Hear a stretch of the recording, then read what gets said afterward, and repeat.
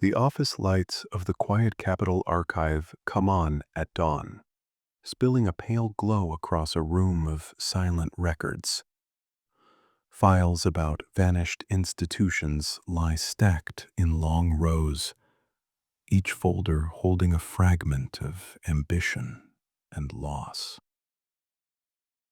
Among them puts one file that hums with a strange reverence.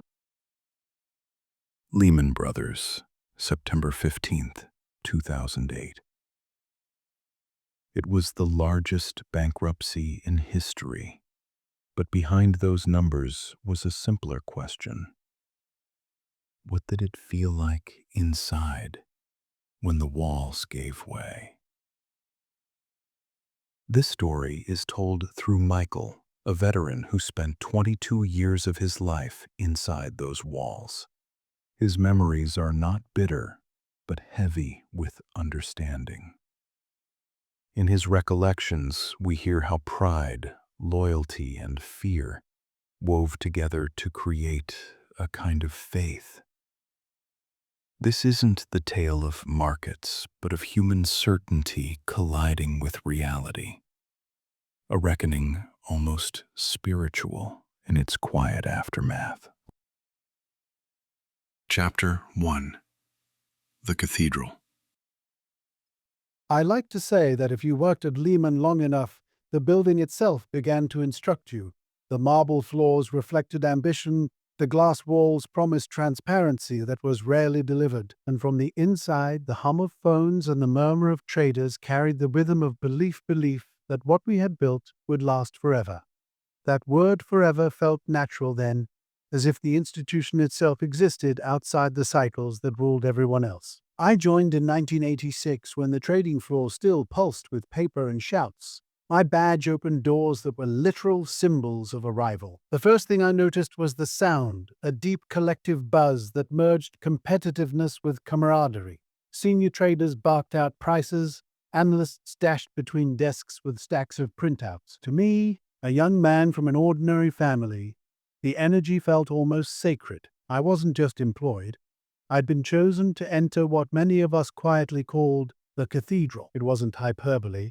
Inside Lehman's culture, permanence was a virtue. My colleagues spoke of the firm as if it were a living ancestor, ancient, stern but just. One firm, they'd say, meaning that loyalty trumped dissent and unity equaled survival. That slogan sat above entryways and meeting rooms like scripture. When disagreements surfaced, they were subdued by that phrase. One firm. The message was clear. Speak as one, succeed as one. My first mentor carried himself like a parish elder. He'd tap the desk and say, "This isn't just trading, kid, it's stewardship. You protect the balance sheet like family silver." Underneath that respectability lived the daily drama of numbers, profit, and loss, measured in pulses of minutes, not days. But back then, risk still had edges. We knew where boundaries were. We made judgments with pencil and intuition, not algorithms. The scale was human. After the American Express spin-off in the mid-1980s, the mood sharpened. We'd been cast out to prove we could stand alone, and that exile became identity. The company began to see itself as a scrapperless, polite, hungrier, unwilling to bend. There was pride in that stance, a collective chip on the shoulder that defined Lehman for decades. Among banks that traced lineage to old European families, Lehman was the self-made cousin who'd made it on nerve and endurance. And at the center of that endurance was Dick Fuld. I still recall my first glimpse of him.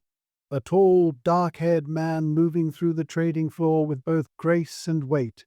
People didn't just admire him, they feared him, the way acolytes might fear a benevolent but unpredictable god. Fuld's loyalty was legendary, but so was his temper. You're either inside the circle or out, I remember him saying during a town hall meeting. Inside meant devotion, outside meant career death. Over time, that clarity bred not security, but quiet pressure. The funny thing was, most of us loved it. The hierarchy felt earned, not imposed. Everyone knew that Fuld had survived Lehman's earlier trials by sheer force. keeping the firm independent when rivals were swallowed by bigger names. Independence became religion. Associates wore it like insignia, repeating the story of survival through every merger cycle. Whenever the firm celebrated an anniversary, someone would toast to Fuld's defiance, and cheers would sweep across the hall. It wasn't just business, it was belonging. I rose through the ranks, not as a genius, but as a loyal craftsman. I built clients through trust and longevity. By the early 2000s, I'd lived enough booms and busts to respect volatility, or so I thought. Yet something subtle was shifting. Spreads narrowed, capital quickened, and risk started wearing a new disguise: mathematics. Younger analysts with formulas spoke of efficiency curves and models that smoothed the rough edges of the market. To older traders like me, the confidence in those numbers felt both impressive and unsettling, like altar boys claiming they could rewrite the creed. Still, the machine worked. Bonus seasons glittered, families moved to bigger houses. In 2006, I looked around at the firm and saw invincibility made flesh. That year was a golden one. The stock price near record highs, profits spilling across departments, and a sense that the system we built was self-perpetuating. Every award dinner, every internal memo carried the same refrain: resilience through innovation. Even the modest among us felt swept up in grandeur. I remember a December evening that year. The entire trading floor paused for the holiday toast, champagne glasses gleaming in monitor light.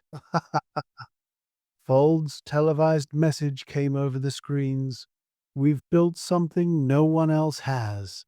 We're the best-run firm on Wall Street, period."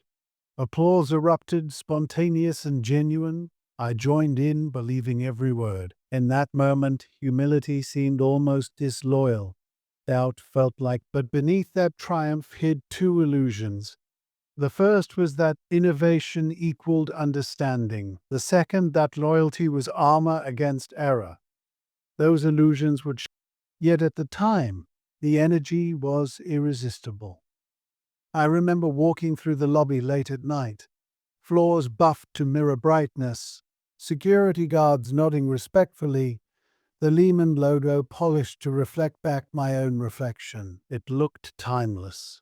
What kept people faithful wasn't greed alone, it was meaning. Many of us believed we were upholding a legacy of courage. The same courage that helped the firm rebuild after wars, depressions, and the turmoil of earlier markets. We saw risk-taking as patriotism. In quiet moments, older partners talked about opportunity as the lifeblood of America itself. That mythology blurred lines between ambition and moral purpose, until making money seemed like advancing civilization.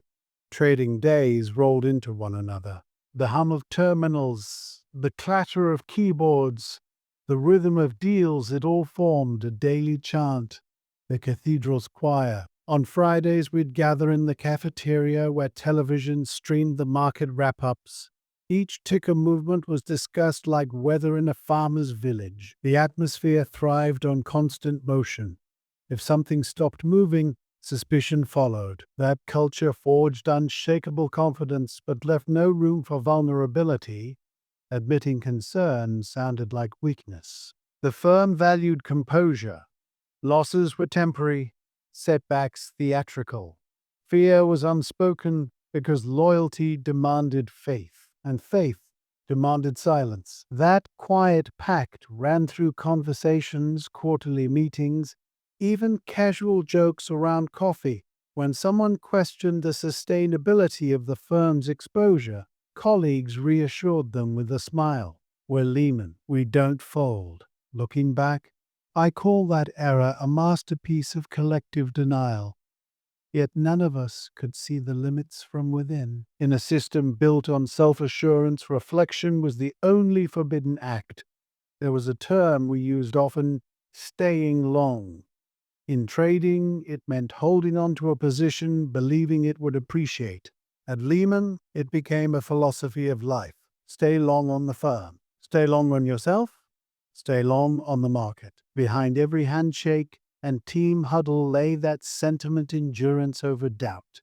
It created unity, yes, but also blindness. When I talk about my first day, I always smile softly before describing the noise, the smell of coffee mixed with printer ink, the low hum of fortune being made and lost within seconds. I wanted to belong so badly, I say. That's the funny part. None of us thought we were greedy.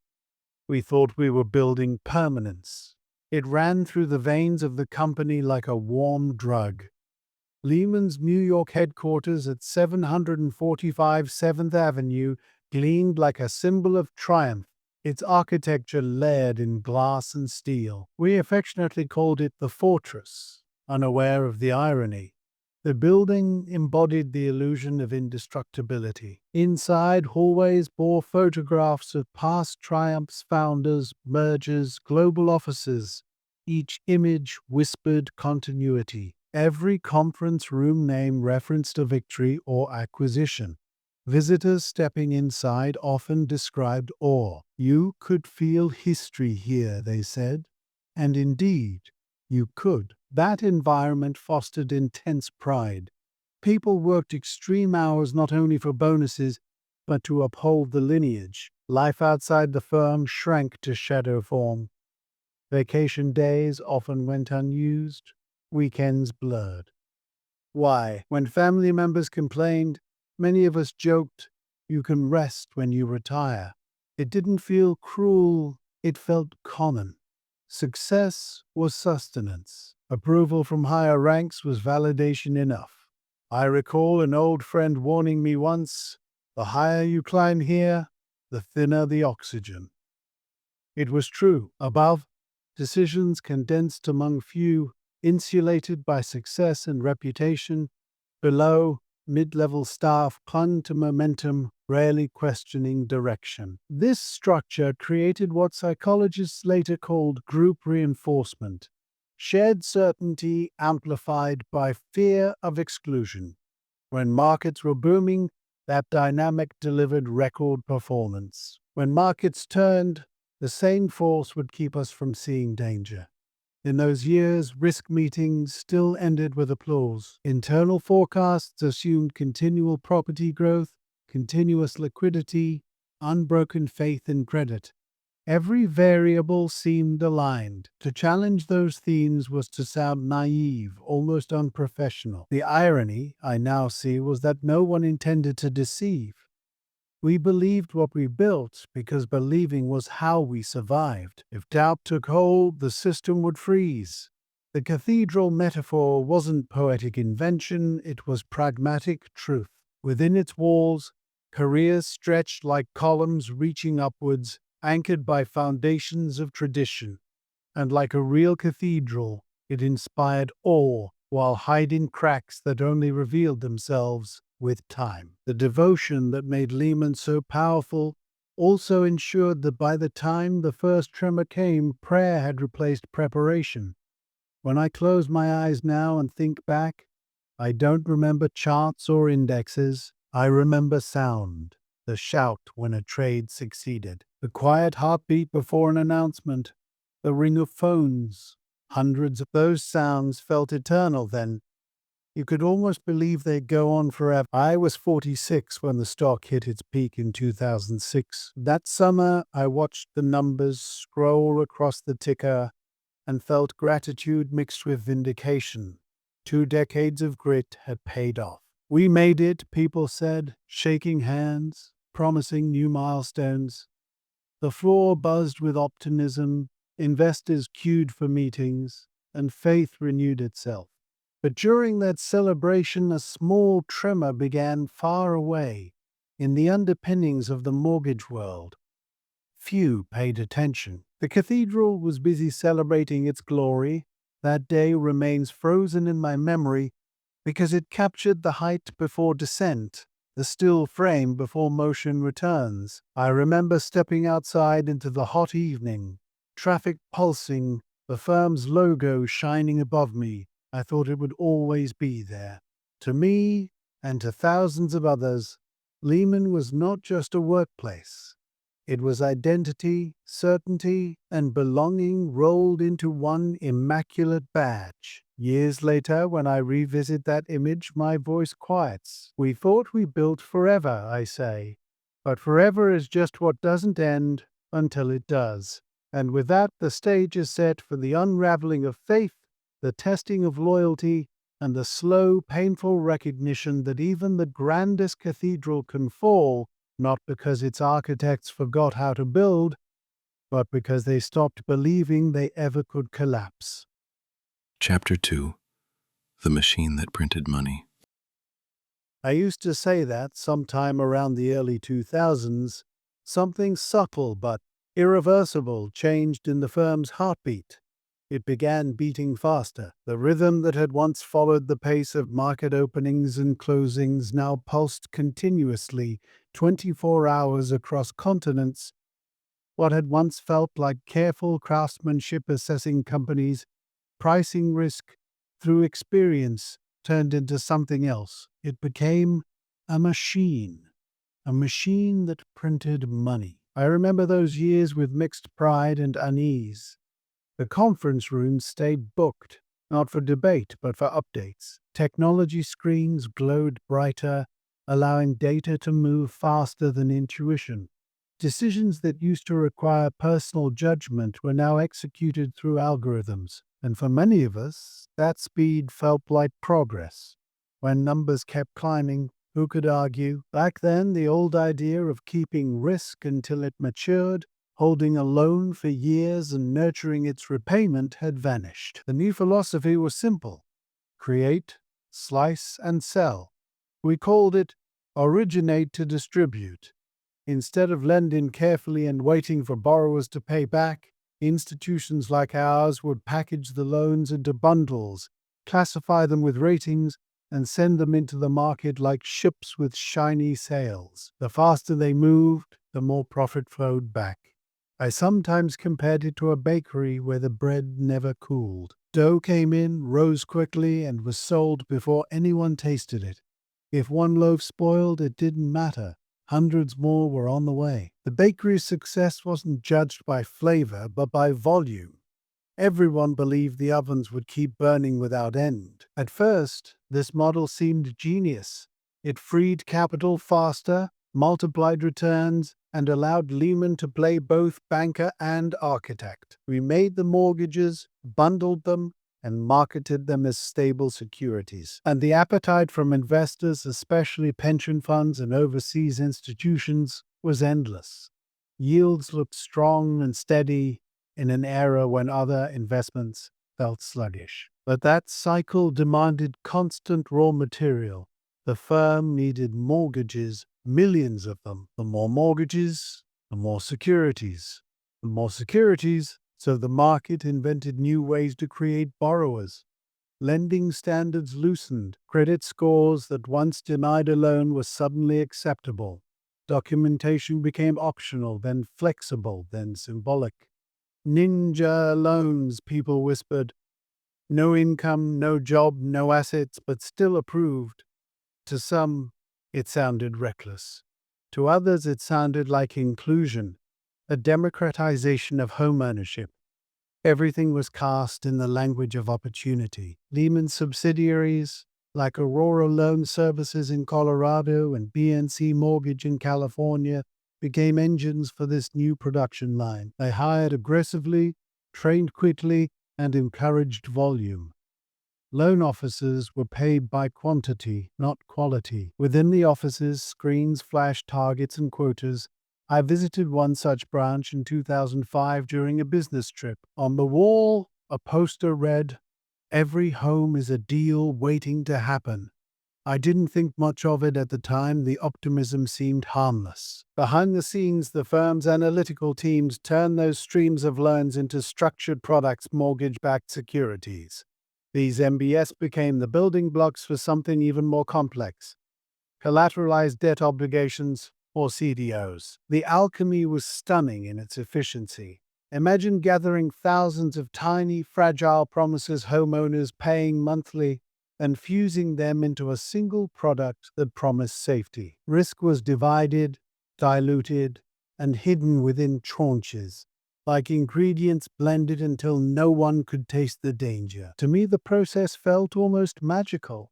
Clients invited me to explain it during roadshows in Europe and Asia. I'd stand before pension managers and sovereign funds, drawing diagrams that resembled the branches of a tree.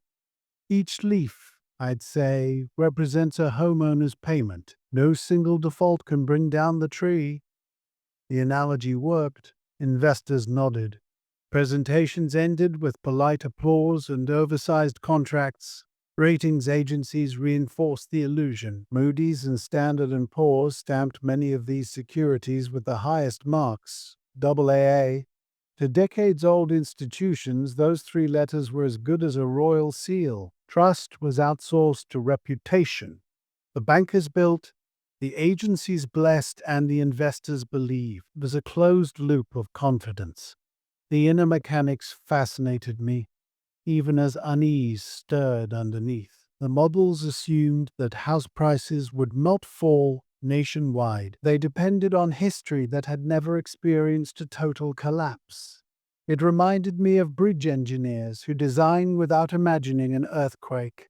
But if you questioned the premise, you sounded irrational. The market had been rising for years. Why should it stop now?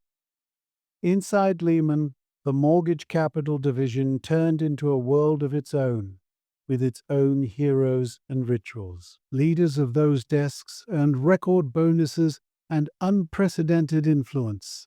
The culture that once celebrated balanced judgment now worshipped innovation. New acronyms sprouted like weeds: RMBS, CMBS, CLO.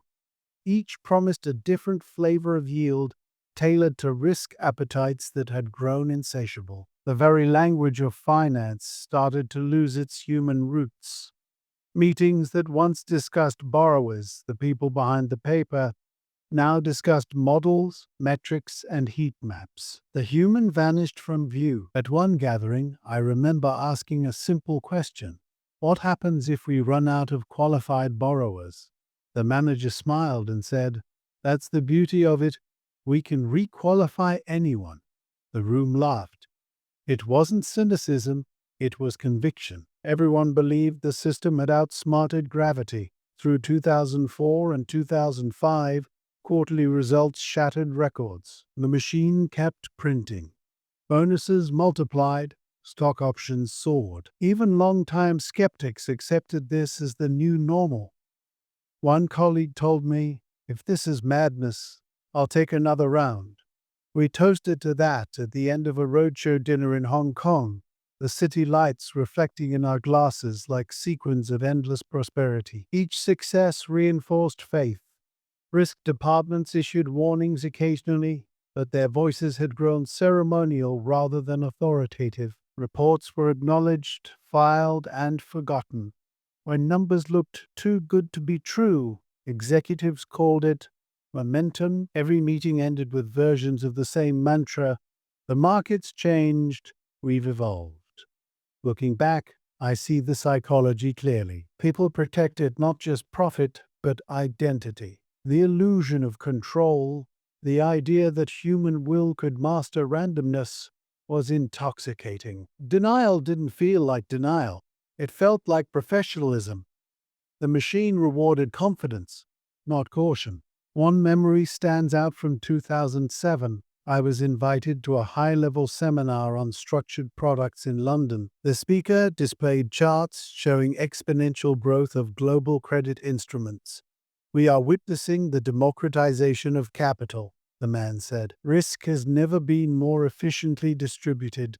The audience applauded. It took years before I realized that distributed risk often means shared collapse. The factory model crept into every department. Recruiting slogans promised excitement and speed. Young bankers arrived straight from graduate programs, fluent in coding and metrics. They treated legacy experience with polite patience, sometimes condescension. To them, intuition was quaint. "Data doesn't lie," one analyst told me.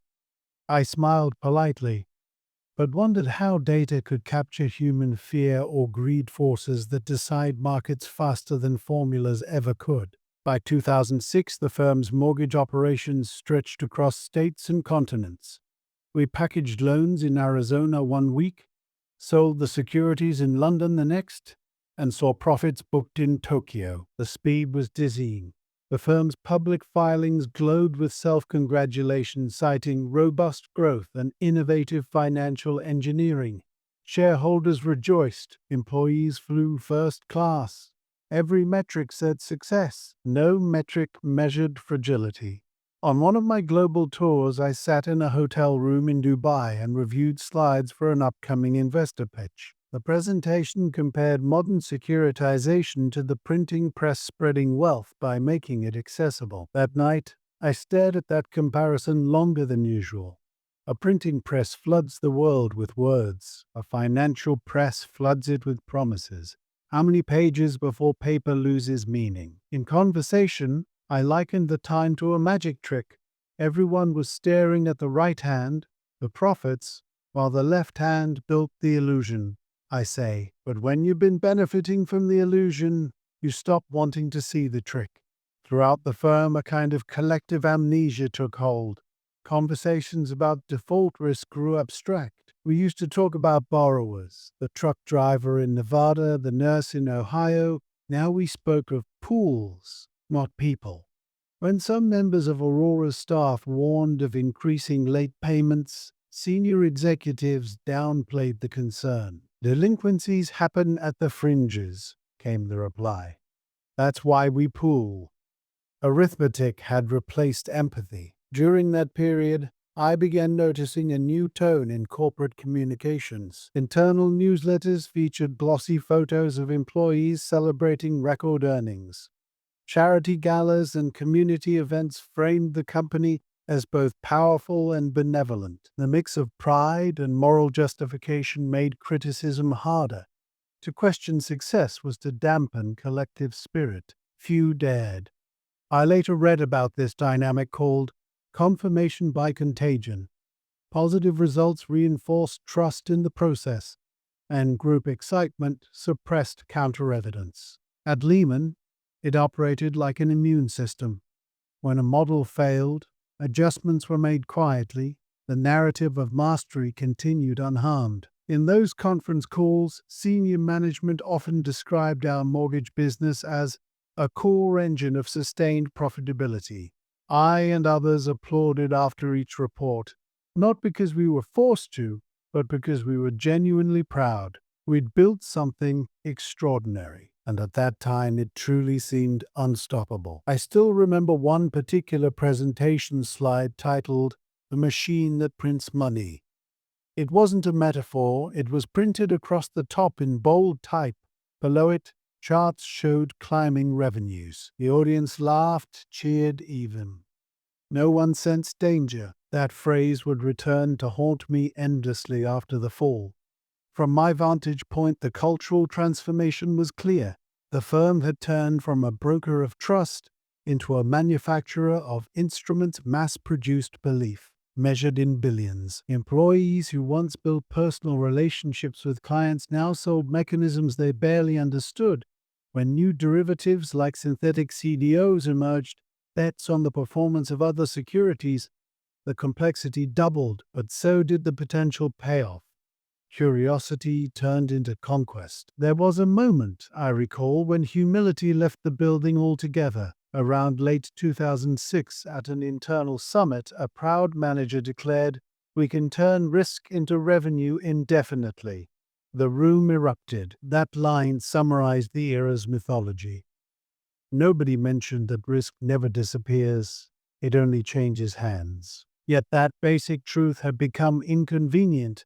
Return trips from those conferences felt euphoric but hollow. My notebooks from those years, kept out of old habit, show equations scrawled beside reflective questions. Where does the risk go? And what if trust breaks? I never voiced them publicly.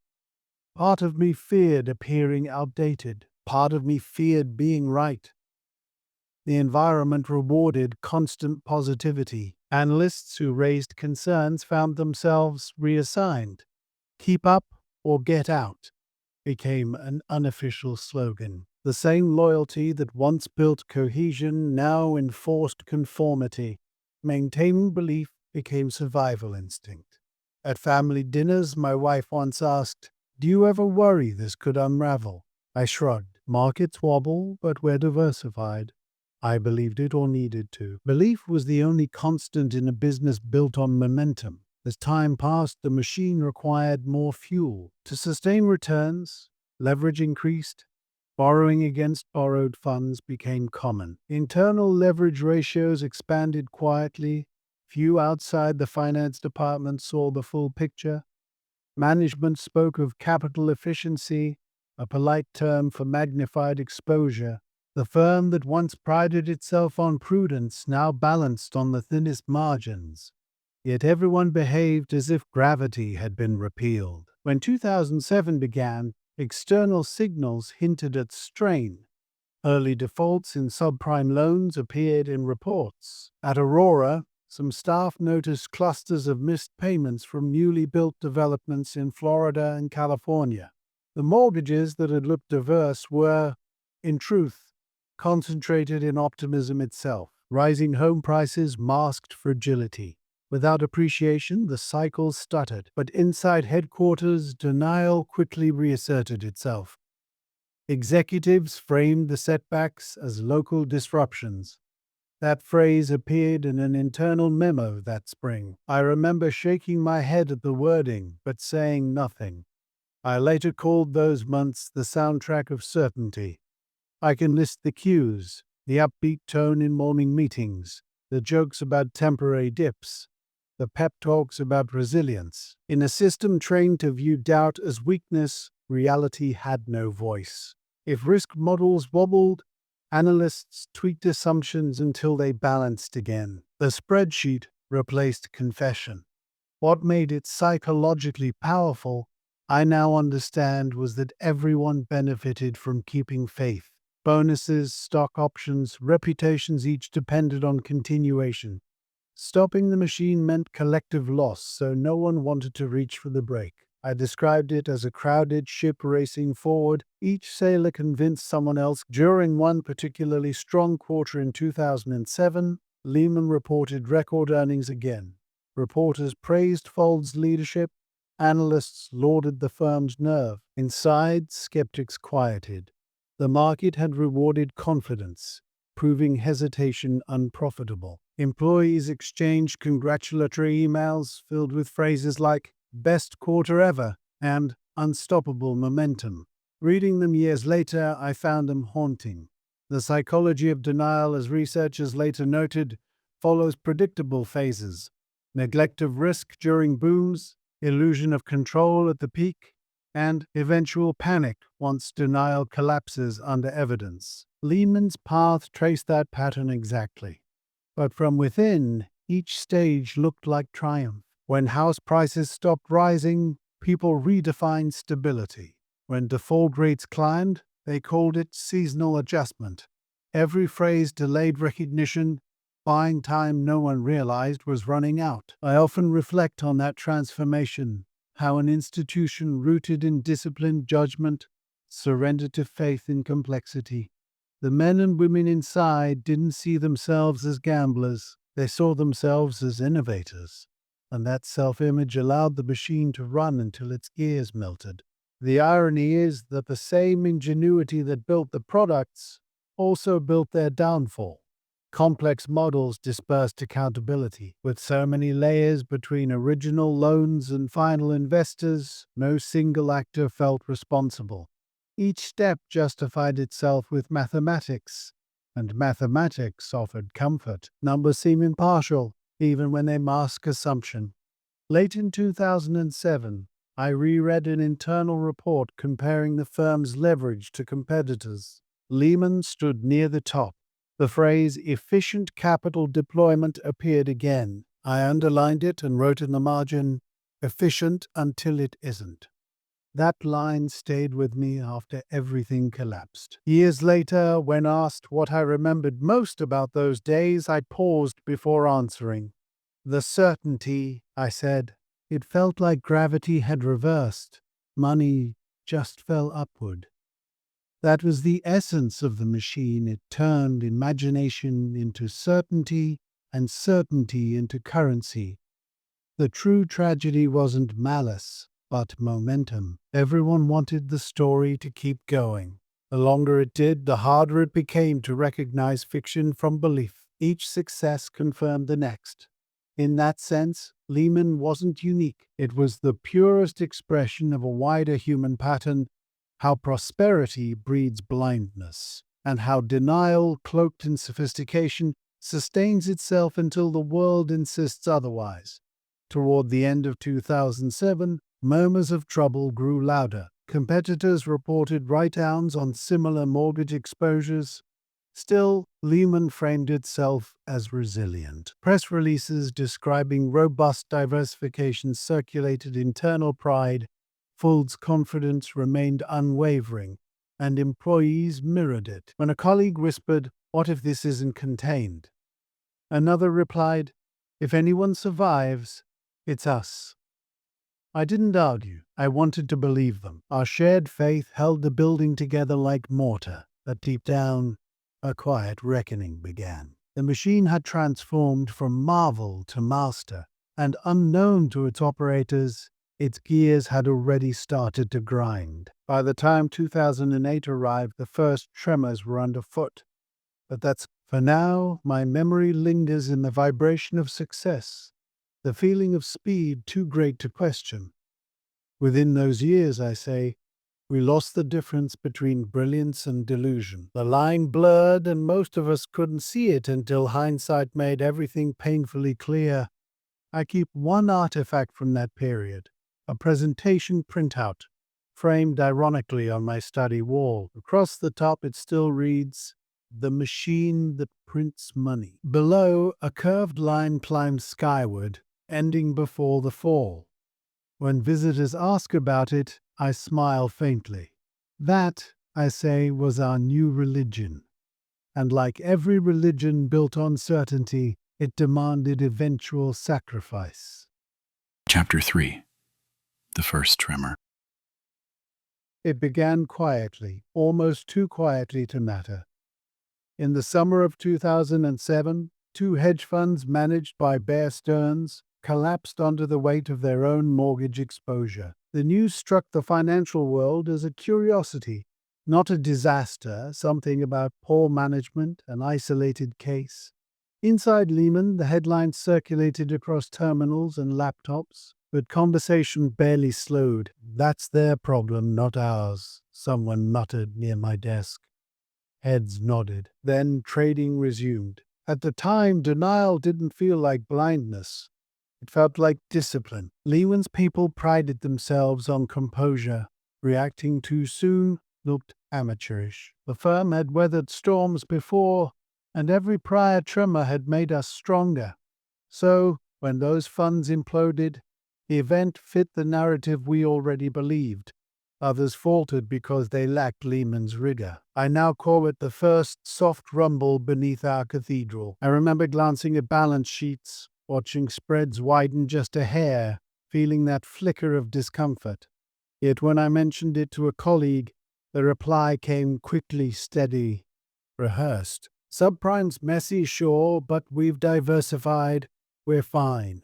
That tone of measured assurance was contagious. Conversations that could have sparked caution ended in polite reassurance, and reassurance, repeated often enough, becomes truth. The firm's leadership framed Bear Stearns' stumble as a competitive advantage.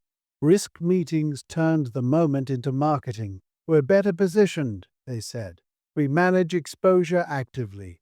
Presentation slides showed colored charts comparing Lehman's supposedly conservative leverage to peers. What nobody saw or chose not to were the parallels beneath. Risk models across Wall Street looked eerily similar. Everyone believed the same assumptions. In those late summer weeks, markets rattled slightly, then settled. Equities rebounded. Well, traders called it a healthy correction. The real estate market cooled but did not yet crumble. It was the perfect environment for denial, just enough turbulence to keep people cautious, but not enough to force reflection. As long as prices stabilized, confidence rewrote history overnight. Through autumn, I noticed subtle shifts in office tone. Senior management's emails leaned heavier on optimism, lighter on detail. The strategy was clear: project certainty. Fuld would pace the floor, still magnetic, still unflappable. He'd stop by desks, ask how business was holding up, end every exchange with that same closing line: stay focused. One firm, employees did as told. Faith substituted for internally, whispers began about tightened credit markets. Some desks reported difficulty rolling short-term funding. Treasury teams adjusted collateral requirements quietly, revising spreadsheets late into the night. But outwardly, the firm remained serene. Clients called for guidance, and I found myself reassuring them with the same lines I'd absorbed. Liquidity's fine, this phase will pass. Belief was self-sustaining. By early 2008, Bear Stearns reappeared in headlines, its liquidity crumbling, rumors multiplying daily. News screens flickered with speculation about a rescue. Within Lehman, reactions swung between fascination and superiority. Bear's overlevered, one trader said. We're smarter. That phrase, "we're smarter," echoed through the building like a defensive prayer. Nobody realized how thin that comfort was. Then March came. The world watched as Bear Stearns collapsed in real time. On March 14th, the stock fell like a dropped elevator.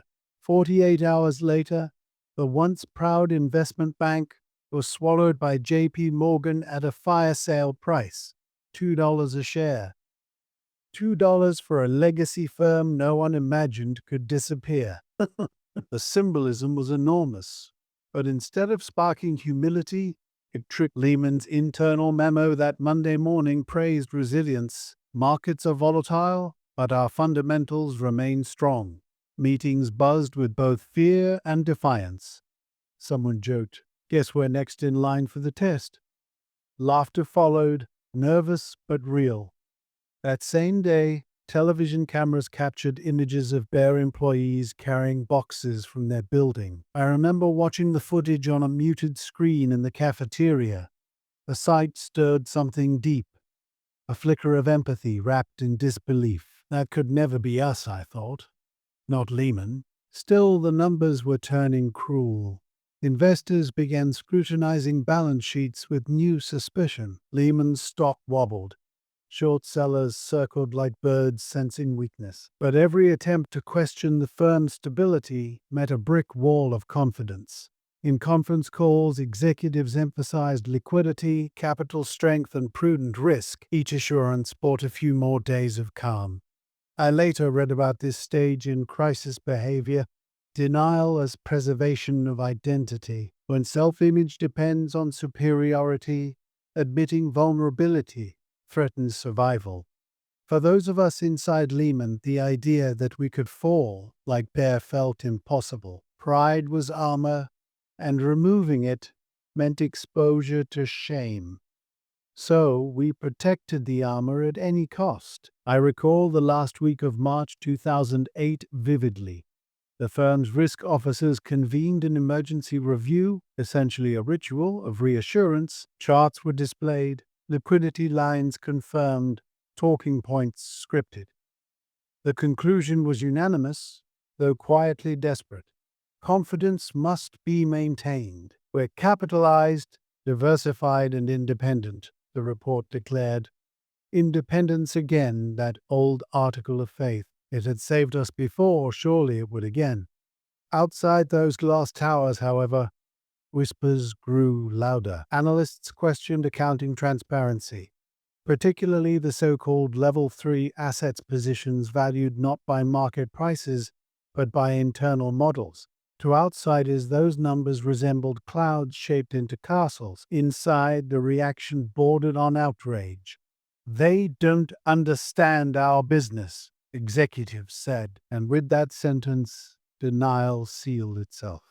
The internal psychology evolved into a strange duality, unease buried beneath bravado. Employees read negative press, then double down on loyalty.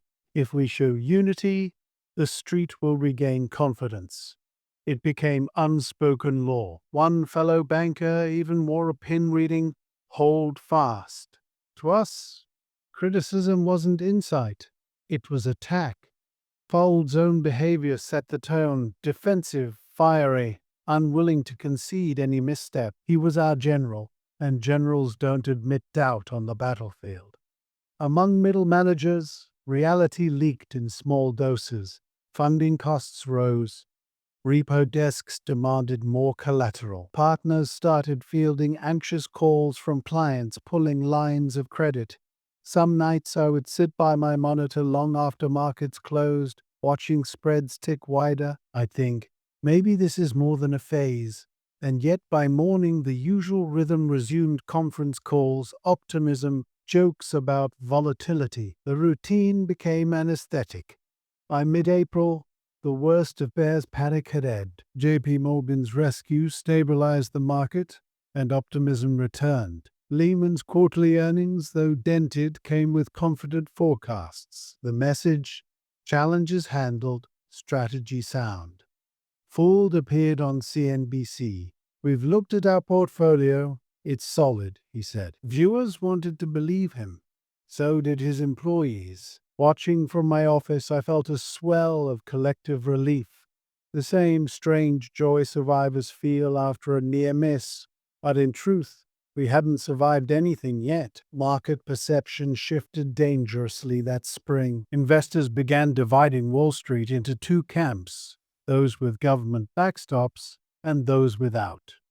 Lehman fell into the latter. It wasn't too big to fail, it was too independent to save. Yet inside, that independence still felt like a badge of honor. Paradoxically, the very trait that once earned pride now marked fatal isolation. Week by week, anxiety crept closer. Stock fluctuations turned violent double-digit drops followed by brief rallies. Analysts demanded clearer accounting.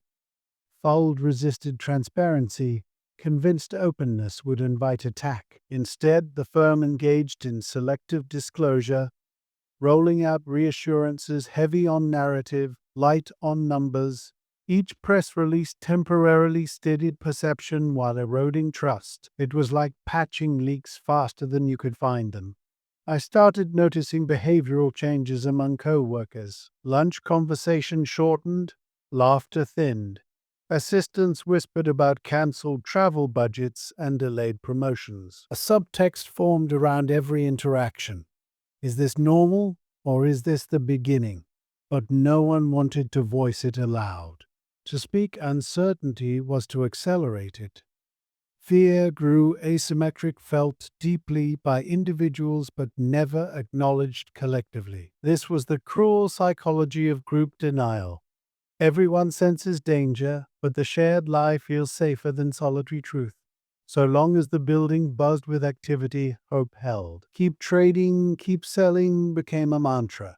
Activity itself became proof of endurance. March 2008 stands, in my mind, as the true beginning of the end. The markets didn't collapse that day, but something invisible cracked, the veneer of invulnerability. Looking back, I believe every warning sign existed, plain as daylight. But faith filtered perception. The firm's narrative turned survival into identity, and once identity fused with denial, no evidence can penetrate it. When Bear's employees emptied their desks into cardboard boxes, the image burned itself into every banker's imagination. Yet inside Lehman, that sight only deepened resistance. "We're nothing like them," people whispered. "We'll outlast this." Survival became a pledge whispered between cubicles, a secret handshake keeping fear at bay. For me personally, the tremor marked a psychological divide. Before 2007, I'd seen finance as mastery. After, I began to sense fragility. The shift was subtle, a late-night unease, a quicker heartbeat when the phones rang. I started double-checking trades, storing printed records at home just in case. Tiny acts of self-preservation that betrayed what words couldn't admit. The system was trembling. In retrospect, it wasn't arrogance alone that blinded us. It was exhaustion. Years of relentless confidence had left no emotional bandwidth for doubt. We'd spent so long performing composure that genuine caution felt until the first tremor passed unnoticed, even admired.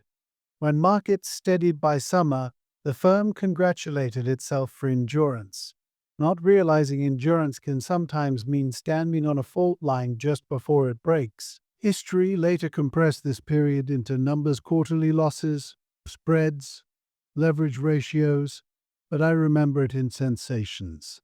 The hush after each rumor, the flicker of screens reporting falling peers, the way conversations dropped an octave when someone mentioned liquidity. Those subtle emotional signatures told the real story.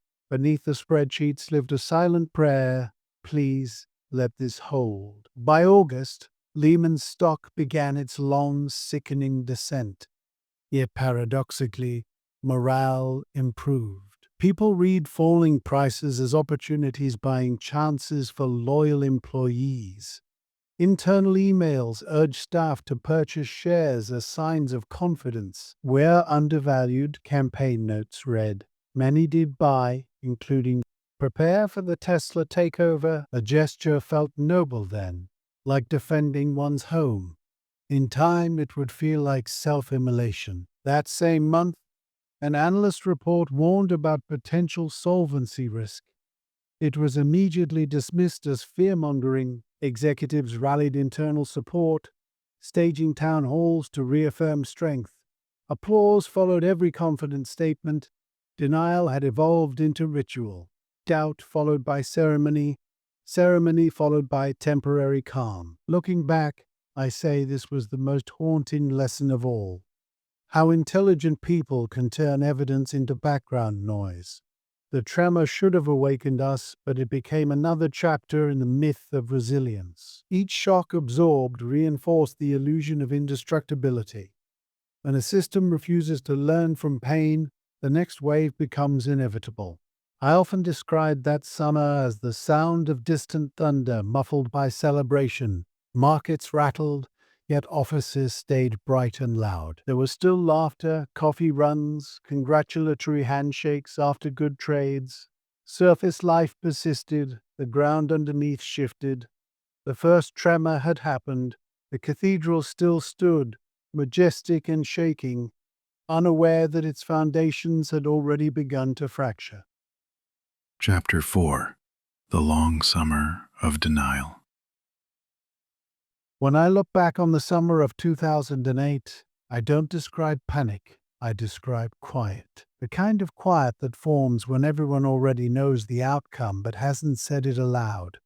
The months between April and August moved like a slow-motion film routine, intact, dread humming just beneath it. The stock traded lower each week, screens glowed the same blue light, and yet the rhythm of work never broke. People still came in early, joked over coffee, and promised each other that the market was just correcting. I remember one warm April morning, sunlight cutting across the lobby's polished floors. The receptionist's smile didn't falter, but the security guards had started greeting staff with a new kind of politeness, the kind that feels like sympathy. By then, Lehman's share price had slipped far from its highs, yet the official tone from leadership stayed buoyant. Volatility is temporary, memos said. The firm's quarterly call projected optimism. Fuld's voice came through the speakers. Calm, decisive, familiar. We're navigating a tough environment, but we're strong where it matters. I wanted to believe him. After 2 decades, that voice was as much ritual as authority. But beneath the ritual, anxiety crept into daily life. Each morning, the stock ticker flashed like a thermometer measuring fever. The firm's chatter shifted from mortgage performance to public perception. If we stem rumors, the price will stabilize, managers insisted. Meetings focused on communication strategy, how to project calm. The phrase liquidity position remains robust appeared in internal notes so often that it became mantra. The oddest thing, I say, was how normal everything looked. On the trading floor, phones still rang. Traders still yelled. But the energy lacked conviction. Movements had become mechanical, every motion serving to hide unease. Between calls, people scrolled the stock chart on personal screens, refreshing it compulsively. Each dip prompted a quiet exhale, a communal rhythm of disbelief. Around May, outside voices began to turn openly skeptical. Analysts started questioning asset valuations. One name haunted the halls more than any other: David Einhorn, a hedge fund manager known for forensic questioning. He accused Lehman of masking losses and overstating equity.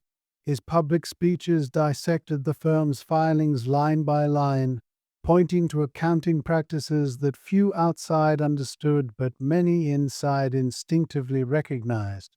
The internal reaction was defensive. Old's lieutenants dismissed Einhorn as an opportunistic short seller, a phrase that carried both contempt and reassurance. During one internal call, a senior executive laughed. "If critics understood our balance sheet, they'd buy us, not bet against us." The laughter sounded too practiced. In private, some employees winced. I remember a colleague whispering, "He might be wrong about the details, but right about the trajectory." It was an admission that vanished as soon as spoken.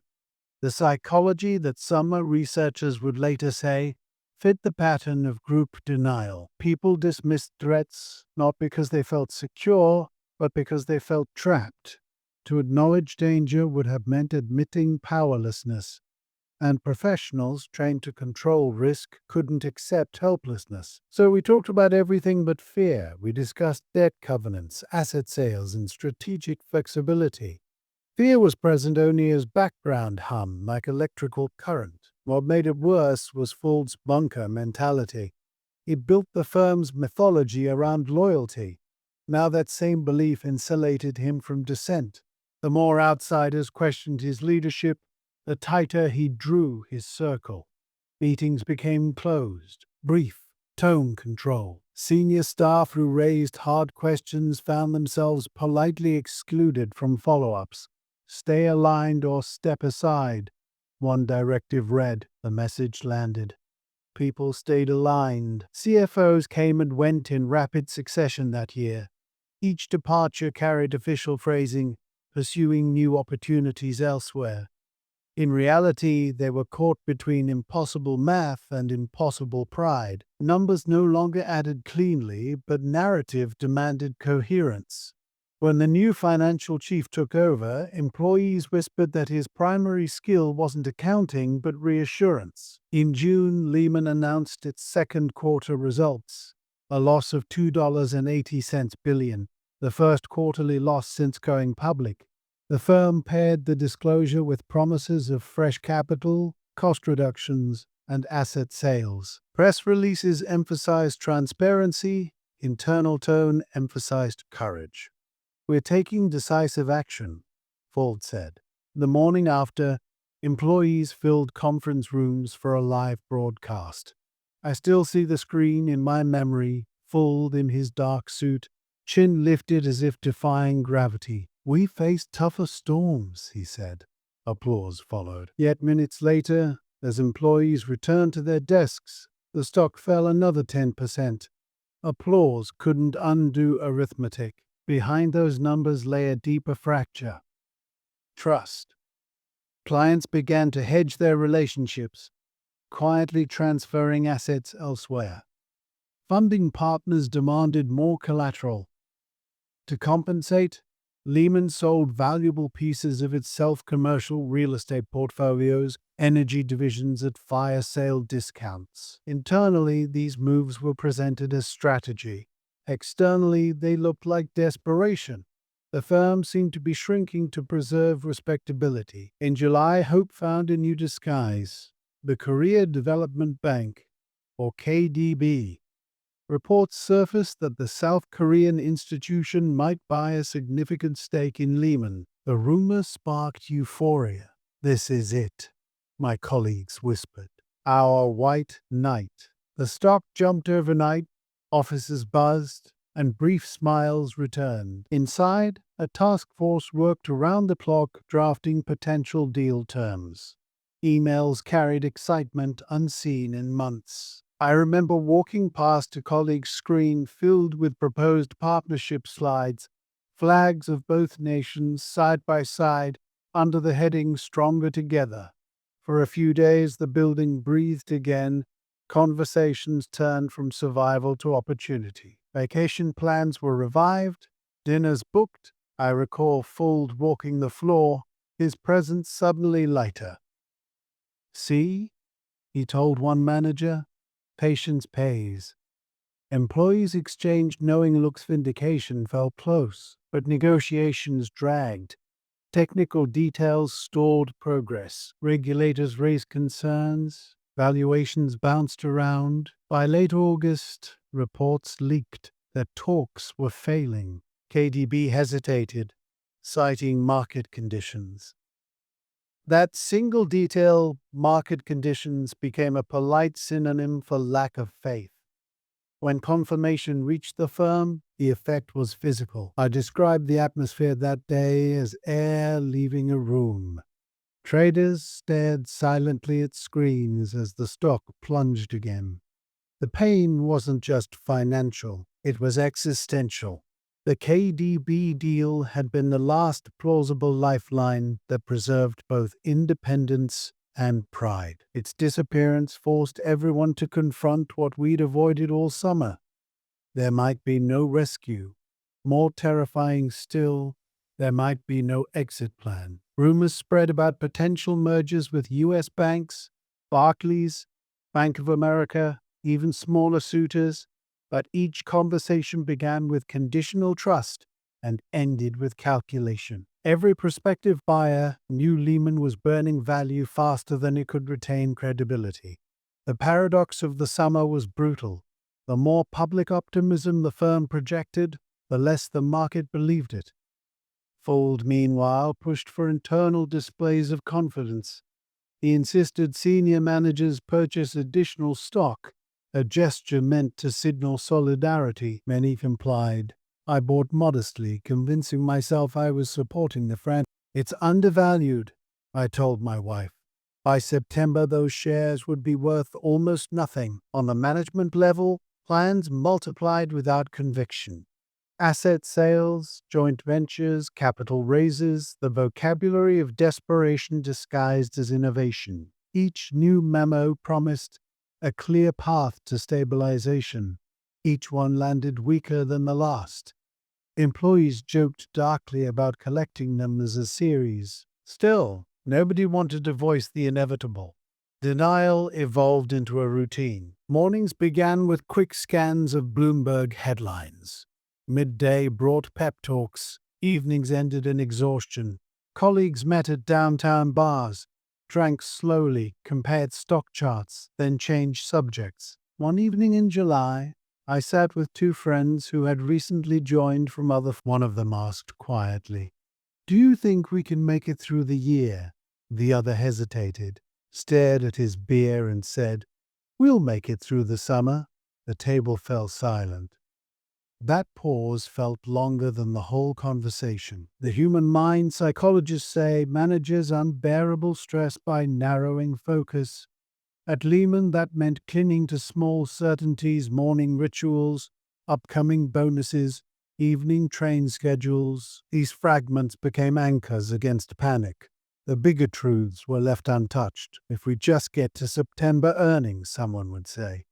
"If the housing data normalizes. If statements replaced fact," hope became a coping mechanism. Throughout July, the Federal Reserve and Treasury were busy crafting rescue frameworks for other institutions, but publicly insisted there'd be no bailouts for private mismanagement. Inside Lehman, these pronouncements sounded distant, even moralizing. They wouldn't let a 158-year-old firm fail, I heard one senior partner argue. It was half logic, half prayer. History had always rewarded Lehman's survival instinct. We mistook persistence for immunity. What no one predicted was how quickly panic could shift from external perception to internal reality. As August advanced, counterparties began pulling short-term lending lines. Repo markets tightened. Overnight borrowing became expensive or unavailable. The invisible plumbing beneath finance trust itself started collapsing. Inside the firm, Treasury staff worked nights to roll over funding. By morning, the messages to employees still read, "Business as usual." The lie was both necessary and corrosive. In those final prelude weeks, behaviors turned symbolic. Executives held all-hands meetings to reinforce solidarity. "We've been counted out before," Fuld said in one call. The speech ended with the applause faded faster each time. I described those sessions as theater with no audience. Everyone performed belief for one another. Assistants decorated conference rooms with company posters left from better years slogans about teamwork and integrity. The imagery looked uncomfortably nostalgic amid the anxiety. Late August brought storms on multiple fronts: falling stock, credit rating warnings, and news of layoffs. The firm announced workforce reductions of 1,500 employees, roughly 6% of staff. Hallways, once noisy, grew thinner each week. Desks emptied quietly. The customary farewell cakes disappeared. Survivors worked with forced gratitude, knowing departures cut close to home. "You're lucky to still be here," became blessing and curse alike. I remember the mornings most. The elevator rides in tense silence, the ding at each floor echoing like countdowns. Conversations were polite, humor forced.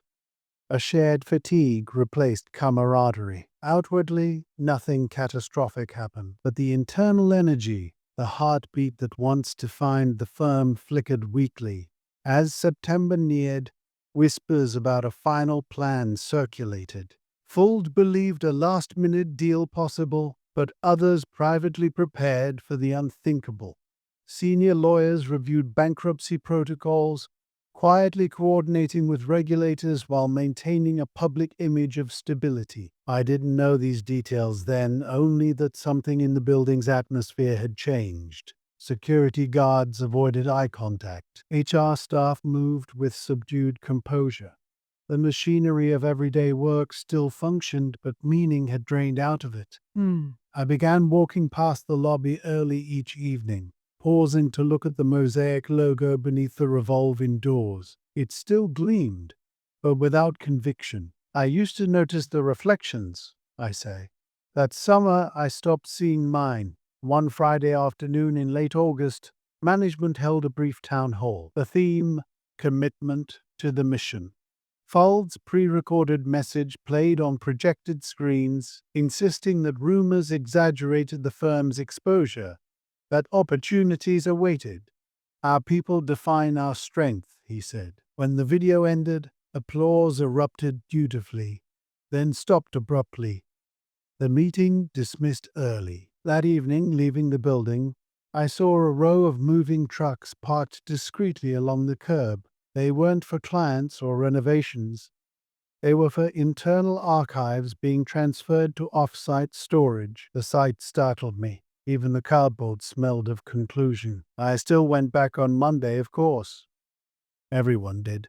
That was the spell of denial. It bound you to normalcy even as evidence piled up around you.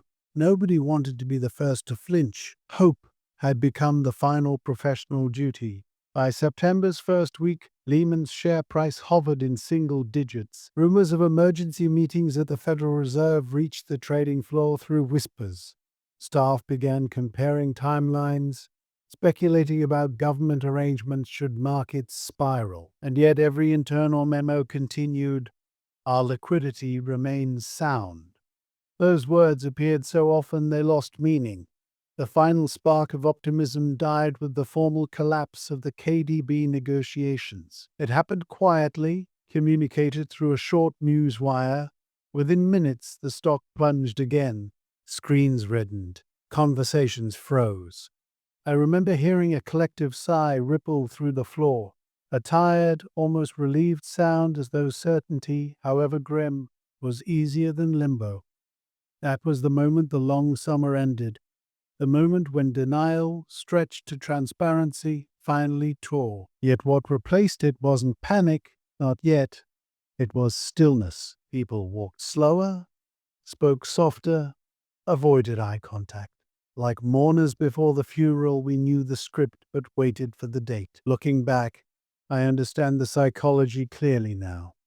Denial had been our way of maintaining identity in the face of impending loss. Admitting reality would have meant acknowledging that the firm's mythology, the cathedral, the machine, the family creed, were illusions sustained by faith alone.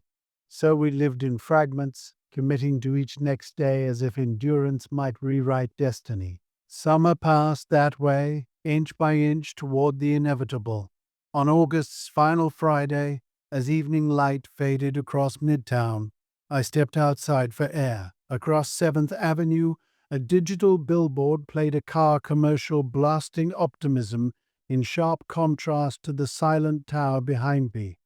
The giant Lehman logo gleamed in the dusk, still proud, still vertical. I stared at it for a long time, sensing that within weeks it would become a relic. Years later, describing those months, I said, "It didn't feel like a crisis. It felt like waiting for permission to grieve." A long summer of denial wasn't marked by collapse, but by the exhaustion of pretending. Beneath every routine lay the unspoken truth. We had run out of miracles, but not yet out of habit. Chapter 5. The Final Weekend. Friday, September 12th, 2008, the last working day before everything dissolved, though none of us knew it yet. The morning light on 7th Avenue looked ordinary: yellow taxis, newspaper vendors, the hum of commuters. Inside Lehman's headquarters, however, the air felt brittle. Employees entered quietly, glancing at one another with the unspoken question, was this the day? By noon, phones buzzed with news of an emergency call from the Federal Reserve. Senior leaders were summoned to the New York Fed that afternoon. The directive sounded clinical discussions regarding market stability, but everyone understood the subtext. This was the final reckoning. I was not part of the inner circle, but word spread fast. Traders whispered updates as texts trickled from contacts close to senior desks. They're bringing in everyone. Goldman, Morgan, JPM, someone said. The idea of competitors sitting together under Fed oversight struck me as ominous. It meant the system itself was shaking. Lehman's internal communications stayed on script. No panic, business as usual. But behind closed blinds, department heads began preparing contingency spreadsheets, funding, exposures, collateral obligations, legal contact. The word bankruptcy still wasn't spoken, but its shadow walked the halls. That Friday evening, as the executive team gathered downtown, the rest of us waited. Screens showed nothing official, but the markets had already turned red. Stock down another 40%. A trader slapped his terminal lightly in frustration. Another stared without expression. The usual end-of-week jokes were gone. Silence spread like fog. At the Federal Reserve, the scene resembled wartime command meetings. Treasury Secretary Henry Paulson, Fed Chairman Ben Bernanke, New York Fed President Tim Geithner, and leaders from every major bank sat around a long table. The goal was simple: prevent catastrophe by arranging a buyer for Lehman before markets opened Monday. Back at headquarters, I lingered longer than usual. I watched colleagues file out in small groups. One of them, a young analyst, "They'll work something out, right?" he asked. I nodded, though I wasn't sure. Faith was habit by now. The night stretched late. Staff who stayed checked updates compulsively. Rumors leaked onto financial news tickers. Potential buyers included Bank of America and Barclays. Hope flickered. If one of them steps in, we're saved. The words, "step in," carried moral weight, as if salvation were owed. Saturday morning dawned with headlines declaring emergency negotiations underway at the Fed. Television footage captured black cars arriving and leaving every hour. The public narrative framed it as a rescue in progress, not an autopsy. Inside Lehman's Midtown headquarters, middle managers convened for updates, pretending these were ordinary weekend duties. I arrived mid-morning. Security at the entrance had tightened. Inside the lobby, clusters of staff stood around cell phones, trading rumors. Bank of America's close to signing, someone said. They're valuing us low, but there'll be a backstop. That phrase, a backstop, meant government support. By afternoon, optimism surged. Word spread that Paulson wanted a private sector solution but wouldn't block a merger. Creditors relaxed slightly. One trader joked, "We'll be employees of Buffet by Monday." The humor was nervous, but it lifted spirits. Inside conference rooms, leadership set up what employees came to call the war room, an internal command post updating information every hour. Screens lined the walls, phones linked to London and Tokyo. Every face carried sleepless intensity. Still, there was rhythm calls answered, spreadsheets refreshed. The precision of habit gave illusion of control. Throughout the afternoon, staff drafted talking points for Monday release, assuming a rescue deal would be announced Sunday. Emails from HR encouraged departments to prepare transition documentation in case of acquisition. It was framed as a courtesy measure. No one believed we'd need it. In my memory, Saturday afternoon shimmered between anticipation and dread. The cafeteria filled briefly with laughter, false, high-pitched, involuntary. It was easier to believe in salvation than to process loss. By 6, I left the office and walked uptown with 2 colleagues. The air smelled of rain. "We might actually make it," one of them said.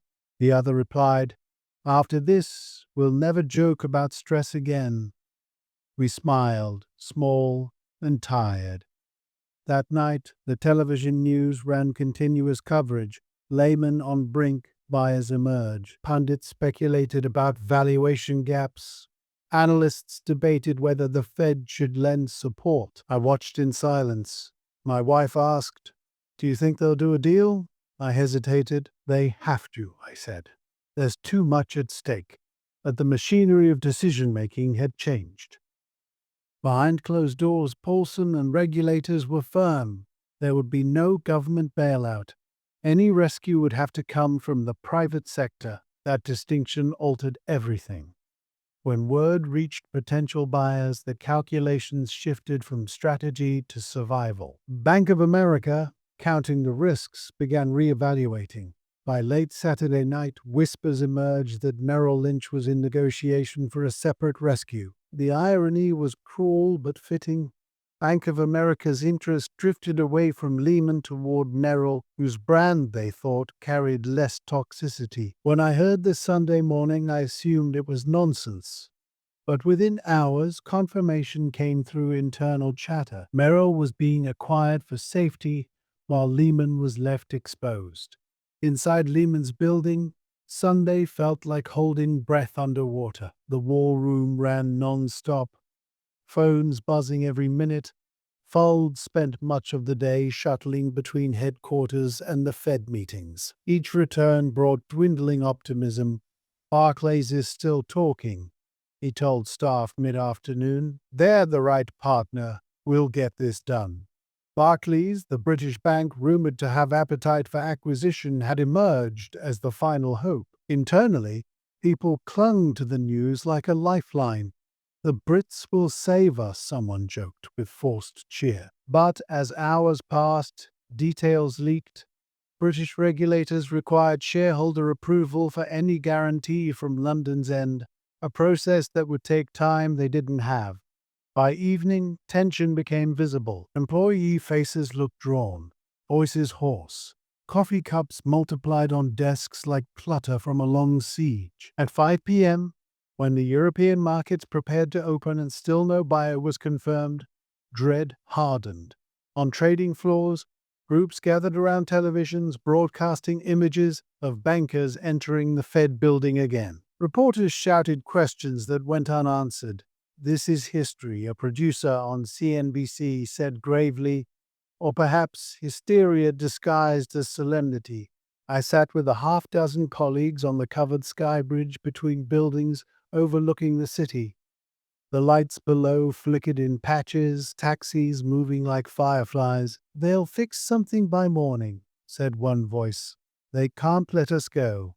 Another replied quietly, "I'm not sure they exists anymore." Nobody answered. Shortly after 7 p.m., confirmation began spreading. Barclays, after serious negotiation, had withdrawn. The deal was off. The reason sounded bureaucratic. London's regulators hadn't granted approval to guarantee Lehman's obligations, but everyone understood the subtext. No one would save us. I remember the moment precisely. The email from a fellow managing director reading, "It's done. No deal." The words appeared small on screen, almost polite. I looked up and saw around me the eerie stillness of comprehension spreading across desks. People stared at each other in disbelief. "You're joking," someone muttered. "They'll revise." But the chatter in the room had changed timbre. Conviction was gone. A conference call soon followed. Senior management confirmed the outcome. Negotiations failed, no viable buyer, guidance from regulators forthcoming. "More information in the next hours," the voice said, then hung up. That was it. 22 years of faith undone in a few clipped sentences. The sound inside the building turned strange. No shouting, no wails, just quiet motion. Some people stood aimlessly. Others began packing personal items without instruction. The next shift of news anchors described the fall of a titan. We heard those words through television echoes inside our own offices. Around 8, security teams locked access to several floors. HR representatives, faces pale, voices measured, distributed preliminary instructions for Monday. Operations will resume for limited functions, they said. Employees will be contacted regarding severance procedures. Hearing it, some laughed softly at the absurd formality. Others simply nodded, too numb to react. I wandered the trading floor, pausing by the large screen showing global indices. The world was already reacting, absorbing our fall, before dawn even reached Asia. "We were the spark," I whispered under my breath, "and we didn't even notice when the fuse lit." At 9 p.m., reporters gathered outside the headquarters. Television crews positioned cameras to capture what they called history unfolding in real time. Spotlights reflected on glass as employees emerged carrying backpacks and folders, their silhouettes framed like scenes from an evacuation. A reporter shouted, "Are you losing your jobs?" No one answered. Silence itself became statement. Inside, leadership prepared for formal bankruptcy filing. Legal teams coordinated with advisors through the night. The atmosphere resembled a waking funeral, procedural calm covering disbelief. Those who left did so quietly, some crying only once outside. I stayed until after midnight. At 1:30, I joined a small cluster near the elevators, a mixture of senior staff and assistants who'd witnessed every crisis in the firm's long history. Someone poured the last of the break room coffee, now cold. "To Lehman," a colleague said softly. Glasses of water were raised like ritual. No one toasted loudly. Even dignity had dimmed. I remember walking through the lobby around 1:45 a.m. The hall was nearly empty. The security guards stood awkwardly, unsure whether to greet or console. A printer somewhere down the corridor hummed intermittently, processing final paperwork. I noticed the Lehman logo at the entrance, silver letters gleaming even in minimal light. For the first time, I saw them as decoration, not destiny. At 2 a.m., word came. Chapter 11 filing confirmed. The largest bankruptcy in American history. The text of the internal message, short and sterile, read, "Lehman Brothers Holdings, Inc. has filed for protection under Chapter 11. Details forthcoming." Someone printed copies and left them near reception as if they were mementos. When the message hit inboxes, some employees stared blankly at screens. Others exhaled as though anticipating relief from a nightmare, finally admitted. One trader muttered, "So it's real." Another whispered, "I can't believe it." I felt neither shock nor tears, only emptiness. After weeks of unreality, this was concrete. Paperwork made ruin official. Outside, dawn crept pale across the skyline. News trucks idled at curbs, their generators humming. Across global markets, turmoil began instantly. Futures plunged, credit lines froze. But for those of us inside, the world narrowed to the essentials: collect things, call families, hand over access cards. I packed slowly photos, notebooks, a coffee mug engraved with the company's anniversary logo. Around me, colleagues did the same, moving with subdued ritual. A woman nearby whispered, "I met my husband here." Another said, "I raised 2 kids on this paycheck." The stories overlapped into quiet sorrow. As I waited for the elevator, I glanced back at the empty trading floor one last time. Monitors still glowed with market data, prices falling, curves diving. Proof that even as Lehman died, the world kept trading. Machines carried on, indifferent to their operators' grief. The elevator doors opened to a crowd of workers clutching cardboard boxes. Some smiled faintly, sharing wry humor. "Well, we always said we'd go out in style." Downstairs, press cameras flared as exits filled. The city that never slept bore witness to its sleepless casualties. When I stepped onto the sidewalk, the air was crisp. Reporters clustered near barricades, microphones raised. Beyond them, morning commuters slowed their pace, sensing history's weight but not its meaning. The headlines would soon call it "The Day Wall Street Died." Inside every network's broadcast, my building became emblem of global fragility. I walked slowly toward the subway, cardboard box under my arm. Around me, conversations echoed, bits of disbelief carried on wind. "Can you believe it? All gone overnight." One man shouted angrily, "They should have saved us." The words bounced off glass facades, unanswered. By the time I reached the corner, the city resumed movement. Taxis honked. But I felt detached, like walking through aftermath invisible to others. To me, Lehman wasn't just bankruptcy, it was identity erased, belonging severed. The one firm creed had never felt so bitterly literal. We'd fallen as one. That Friday to Sunday sequence would replay in my mind for years. The brief rise of hope, the bureaucratic no, the silent descent. Whenever people later asked what it felt like inside, I would answer carefully, it didn't feel like chaos. It felt like acceptance arriving too late. In later reflections, I compared that weekend to a historical ending empires that believe themselves eternal right up to the moment they vanish. The paradox, I said, was that arrogance wasn't born of greed alone, but of faith. We truly believed in the virtue of endurance. That belief carried us past reason.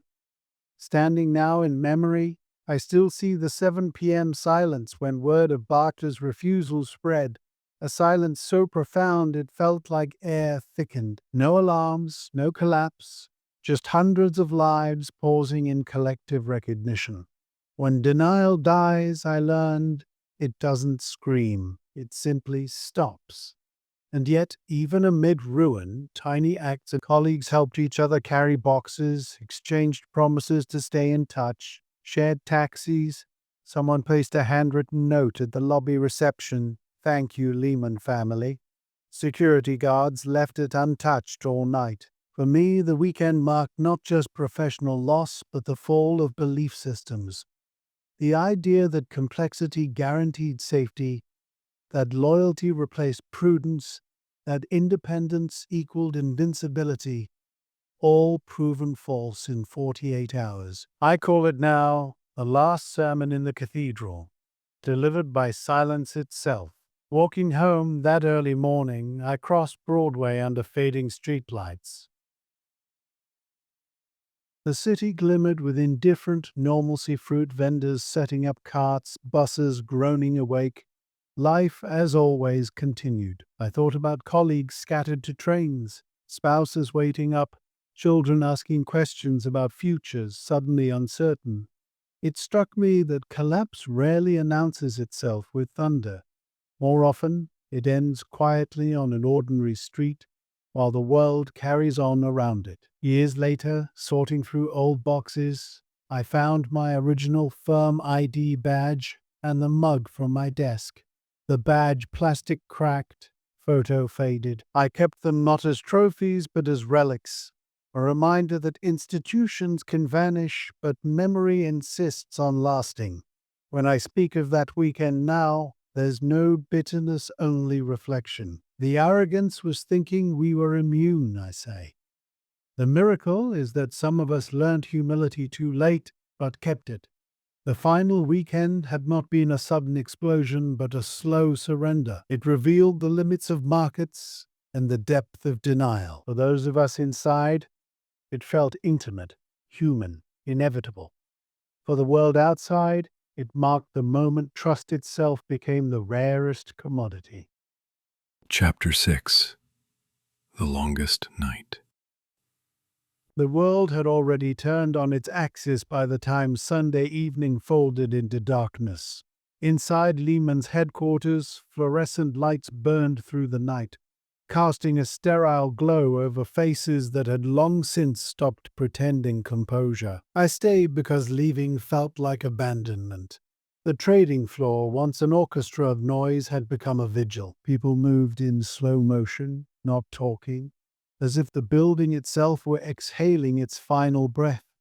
At 7 p.m., when confirmation came that no buyer would emerge, the building fell into a peculiar stillness, neither chaos nor calm. It was the quiet of realization, of hundreds of minds reaching the same conclusion without words.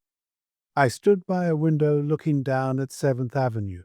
Cabs flashed below, indifferent yellow veins of movement through a city unaware that one of its oldest arteries had just stopped pumping. Through the glass reflections, I saw co-workers like specters, some pacing, some seated with heads in hands. The strange thing about finality, I later said, is that it arrives politely. It doesn't break in. It knocks, and everyone opens the door at once. By 8, the news had hardened into fact. Executives met in hushed conference rooms preparing the legal filings. Word of the impending Chapter 11 spread quickly but quietly. There was no formal announcement, only phones chirping with fragments of the same truth. A gentle dread replaced adrenaline. At first, people whispered about alternatives, late-hour interventions, but the rumors exhausted themselves faster than hope could regenerate. Around, no one was hungry, but it felt better to sip coffee than to stare at screens. Some employees gathered around tables, trading memories as though attending a wake. One woman spoke about joining in the 90s, building her career from analyst to vice president. Her voice trembled. It wasn't just a job, it was identity. There wasn't much else to say. Meanwhile, the boardroom upstairs turned into the site of procedural inevitability. Teams of lawyers and consultants guided executives through signatures, timestamp recordings, coordination with bankruptcy courts.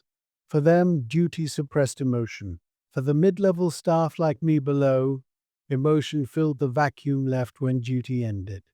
I wandered between rows of empty desks, the monitors still running market feeds, none bearing purpose anymore. The blue light flickered across discarded papers, client names, transaction graphs, ghosts of value turned irrelevant overnight. I sat at my own station, hands folded, noticing my reflection on the darkened monitor. The too familiar face looked older, wearier, as though 22 years had compressed into an hour. Around 10, an email arrived from internal communications summarizing next steps. Finalization of filings expected overnight. Limited operational access Monday. Further guidance forthcoming. The tone was polite, neutral, almost corporate in its restraint. an obituary written by committee. Many of us reread it several times, as though tone might hide meaning. Downstairs, security guards exchanged uncertain glances. Reporters pressed against the barricades outside. Flashes of cameras pulsed intermittently through the glass doors. The crowd had grown journalists, curious onlookers, even former employees arriving to witness history's confirmation. Each flash from a camera created momentary strobe across the lobby wall, lightning without thunder. At 11, a group of young analysts opened a bottle of wine they'd stashed from a celebration years before. There was brittle laughter as they poured into plastic cups. To Lehman, one said. No toasts followed. They drank quietly, staring at the clock. Every few minutes, someone checked messages. Nothing yet. Still waiting. Silence returned like high tide. I found myself beside the company's internal museum, a hallway display of archival photos tracing Lehman's 19th century beginnings in Alabama, its migration to New York, wartime resilience, mid-century expansion. Each caption celebrated survival. I stood before an image dated 1933. Partners gathered after the Great Depression, captioned "Endurance Defines Us." I remembered passing it hundreds of times without notice. That night it looked different. Its certainty cracked. Endurance, I thought, ends when the story refuses to continue. Shortly after midnight, word filtered through. The board had convened for the final vote.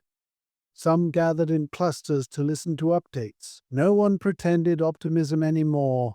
It had been replaced by a yearning for closure. When the vote concluded, a quiet sigh swept the floor, an invisible gust. At 1:45 a.m., the official internal message arrived. Simple, bureaucratic, lethal to illusion. Lehman Brothers Holdings, Inc. has filed for protection under Chapter 11 of the U.S. Bankruptcy Code. Beneath it, a sentence thanking employees for dedication through unprecedented times. That phrase, unprecedented times, landed like an apology from the universe. People reacted in fragments. Some gasped softly. Others just stared at the screen until the text blurred. A few hugged, awkward but sincere. Many simply sat motionless, letting comprehension settle like dust.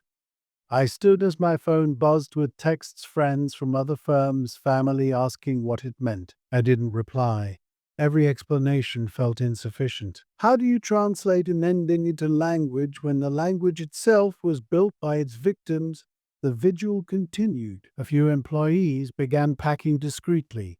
Cardboard boxes appeared, scattered across desks like miniature coffins. Someone turned on the television.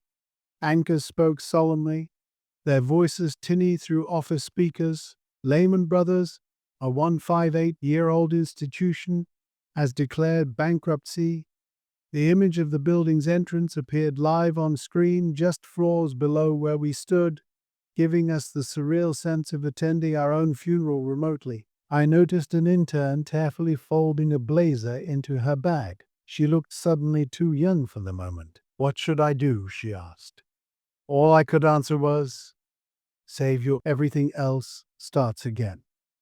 It sounded wise, but I didn't believe it yet. As people trickled out, the elevators filled with silence. Some avoided eye contact. Others offered small reassurances. "We'll be fine. It's just work." Phrases they'd repeated for months but no longer believed. By 2:30, only small pockets of staff remained, clearing desks while maintenance workers watched quietly. I stayed a while longer, wandering one last circuit of the trading floor. Each screen was now either black or displaying long red lines. Global markets plunging in anticipation. The hum of air vents, the faint buzz of hard drives, that was all that remained of the machine that once printed money. I stopped by my mentor's old office, empty since retirement, dust faintly coating the shelf where a brass plaque once read, "Loyalty above all." The words shimmered under fluorescent light. Loyalty, I thought, had been both our strength and undoing. Around 3 a.m., I packed my own belongings: a stack of notebooks, a family photo, a fountain pen bought after my first bonus, my coffee mug etched with the company logo. When the box was full, I rested my hand on top, as if closing a chapter physically. The corridors now sounded cavernous. Footsteps echoed. Near reception, a small group had gathered: assistants, custodians, security personnel. Someone had placed a handwritten note on the marble counter: "Thank you for the opportunity." Beside it, someone else had added, "We believed." The simplicity pierced me more than any headline could. Outside, the city was beginning to lighten. Through the glass, dawn crept pale and indifferent. Reporters disassembled tripods. Trucks idled, exhaust curling lazily. The street had returned to the rhythm of another New York morning. I hesitated at the turnstile, my employee badge still in hand. Swiping it one last time felt symbolic, a ritual act closing the door on decades. The beep sounded identical, yet final. Past security, I paused beneath the firm's silver letters mounted high above the entrance. For years they'd represented continuity. Now they looked like epitaph. Stepping outside, the wind hit cool against my face. Across the avenue, television crews continued broadcasting, voices echoing, "It's official, Lehman Brothers has fallen." The words hung in the air like steam from a manhole, visible then fading. I walked toward the subway station, the box secure under my arm. Around me, former colleagues moved in clusters, whispering logistics. "Did you save the contacts list? Who's still hiring?" Others walked alone, silent silhouettes against neon reflections. It wasn't despair exactly. It was numbness, the mind's anesthetic against emotional collapse. At the corner, I paused under the streetlight. The breeze carried faint sounds of early traffic, the first buses breaking dawn's hush. In that moment, I understood loss not as sudden absence, but as the gradual recognition that something enormous had already left long before the world noticed. When I reached home, my wife waited awake, expression unreadable. I set the box on the kitchen table, sat beside it, and said simply, "It's done." We didn't speak for a while. The television murmured in the background, markets reacting, commentators analyzing. The ticker at the bottom of the screen repeated, "Lehman Brothers files for bankruptcy protection, largest in U.S. history." The words scrolled endlessly, mechanical obituary looping through the night. I switched it off. The silence after the click felt merciful. For the first time in months, no notifications, no directives, no performance of calm, just quiet. I breathed deeply, uncertain whether it was grief or relief filling my lungs. As dawn sharpened to full daylight, messages began arriving. Sympathy from old clients, condolences from competing firms. Some were sincere, others opportunistic. I replied to none. The world had moved to analysis. I was still at mourning. Later that morning, headlines captured photographs of employees leaving the building, boxes in hand, expressions dazed. The image became iconic, repeated across front pages worldwide. I recognized my own silhouette faintly among the crowd. Seeing it detached me from the moment, as if watching a stranger enact a role long written for me. Throughout that day, calls came from recruiters, journalists, even regulators. Everyone wanted information, insight, narrative. I gave none. "I'm still trying to understand what happened," I'd say. The truth was simpler. Understanding didn't change the feeling of loss. That Monday evening, I walked the neighborhood park, leaves beginning to fall early. The air carried that first autumn chill. I thought about the thousands of colleagues scattered across the city, all enduring the same disorientation. The markets would crash further, economies tremble, but for each of us the largest collapse was personal. The fall of identity built over years of pride. I looked upward at the skyline, From certain angles, the Lehman building still looked intact, its glass gleaming with the same artificial confidence. But I now knew how illusion worked, how structures can stand tall while hollow underneath. In later conversations, psychologists would describe what we experienced that night as collective bereavement. It mirrored grief stages perfectly: denial, anger, bargaining, depression, acceptance. Yet within Lehman, acceptance came without closure. There were no funerals, only exits, no speeches, only memos. History closed quietly, leaving memory to do the rest. As night fell once more, 24 hours after the filing, I sat by my window watching city lights ripple across the Hudson. Reflection came slow, steady. I realized that the longest night hadn't been measured by hours, but by what was lost inside them.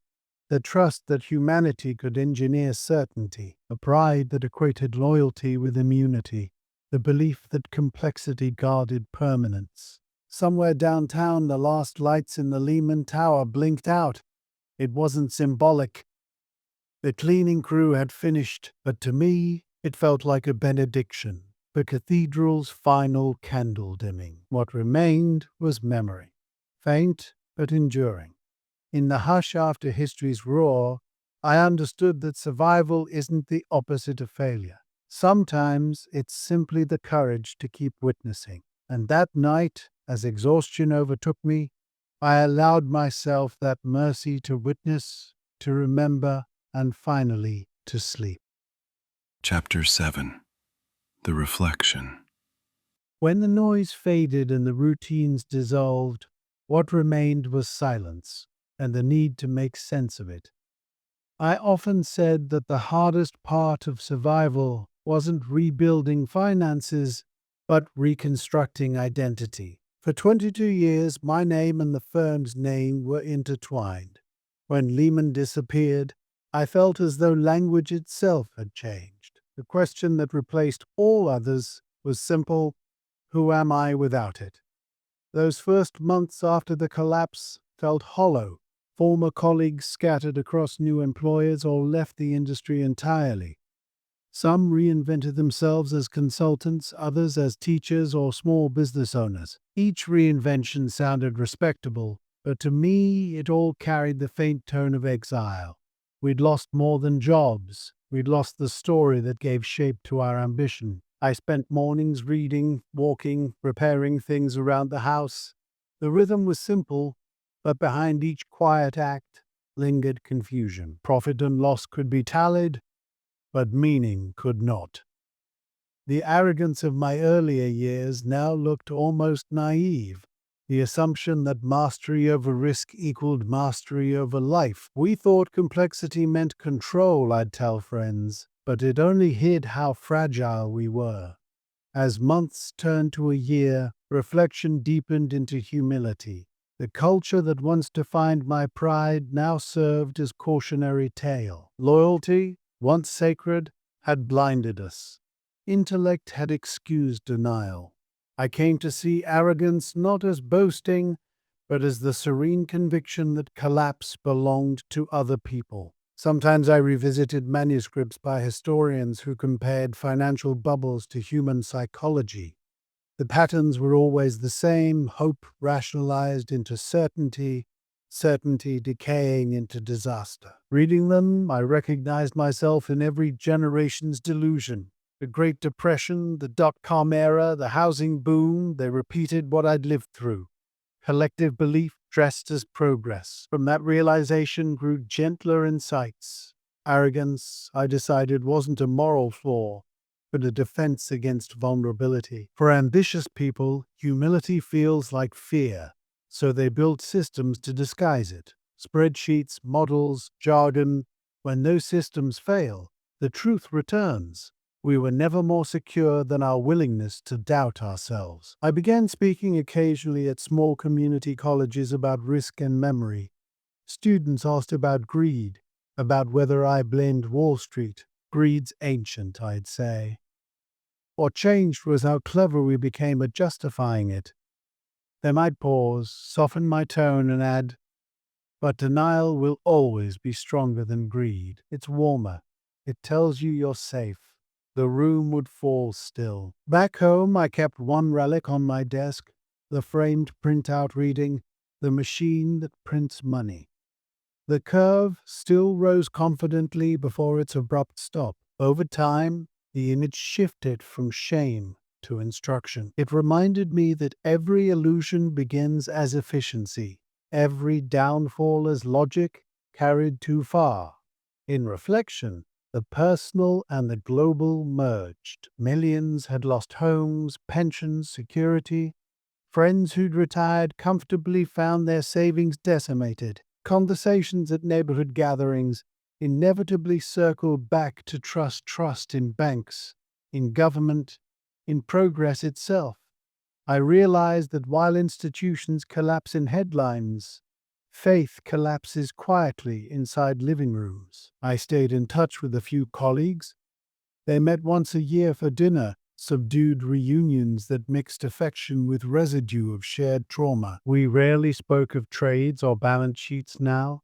Instead, we talked about families, health, gratitude, the vocabulary of survivors. Each gathering ended the same way, someone raising a glass to endurance.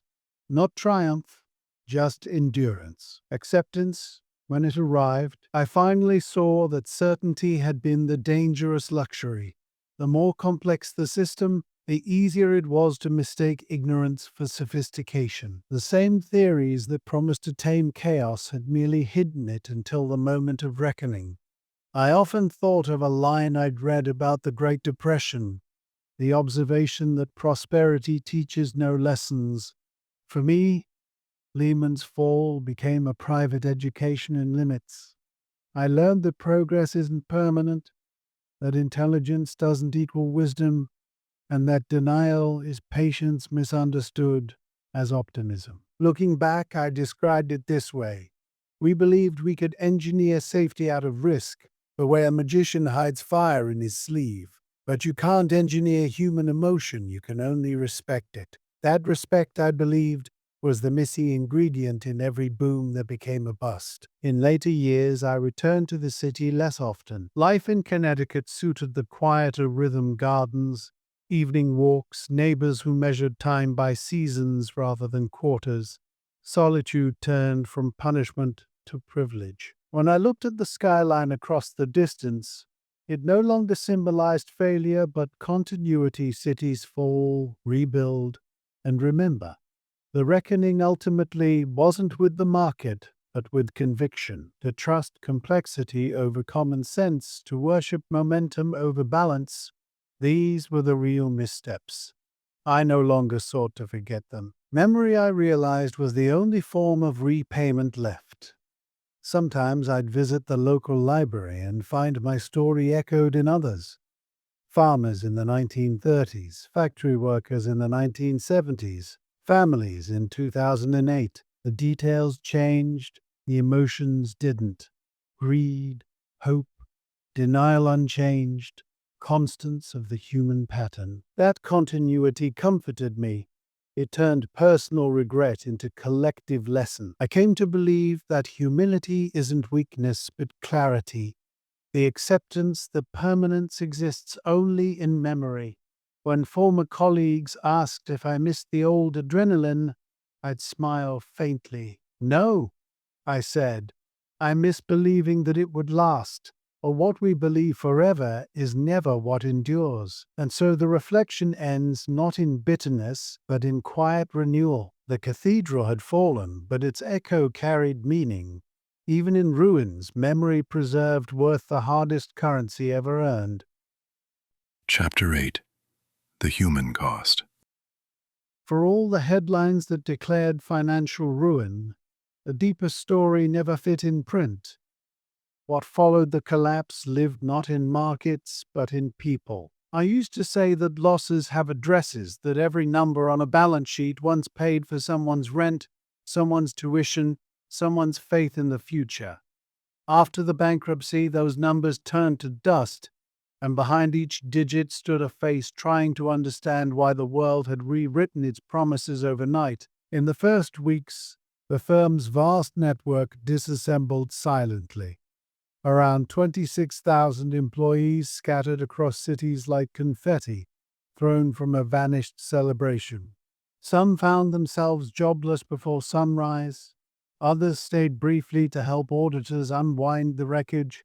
Severance packages came inconsistently, retirement accounts shrank, and personal investments in company stock evaporated. Many, like me, had kept faith by holding that stock loyalty turned into exposure. Within days, the value we'd saved for decades dropped by nearly half before the final halt. I spent those early mornings answering calls from colleagues searching for bearings. Their voices blended disbelief with embarrassment. "Did you see your statement?" one asked. "I can't afford college payments now," said another. Pride kept most from admitting panic, but fear crept through pauses. These weren't reckless gamblers. They were mid-level workers who believed stability had moral weight. Watching their savings vanish felt like betrayal without a culprit to blame. In the suburbs north of New York, newly unemployed financiers joined morning trains still dressed in suits, pretending commutes continued. They'd ride to Manhattan, exit at different stations, and wander until returning home at normal hours. Denial became ritual, a way to let families hold on a little longer before truth arrived. I heard about it from a friend who confessed quietly, "I just need my kids to think everything's all right." That sentence, stripped of grandeur, captured the human cost better than any data ever could. Inside apartments and homes once filled with confidence, a subtler crisis took root: shame. Losing money was painful, but losing identity was unbearable. Wall Street had taught its people to associate worth with momentum. Stopping felt like failure multiplied by public memory. Invitations dried up, social circles shrank, and once busy phones turned silent. Communities where bankers once compared bonuses now avoided the topic entirely, speaking instead of weather and traffic.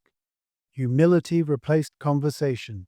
Among the staff, group emails circulated with job leads, contacts, and messages of solidarity. Someone created an online forum titled Lehman Family Reconnect. Posts mixed nostalgia with desperation.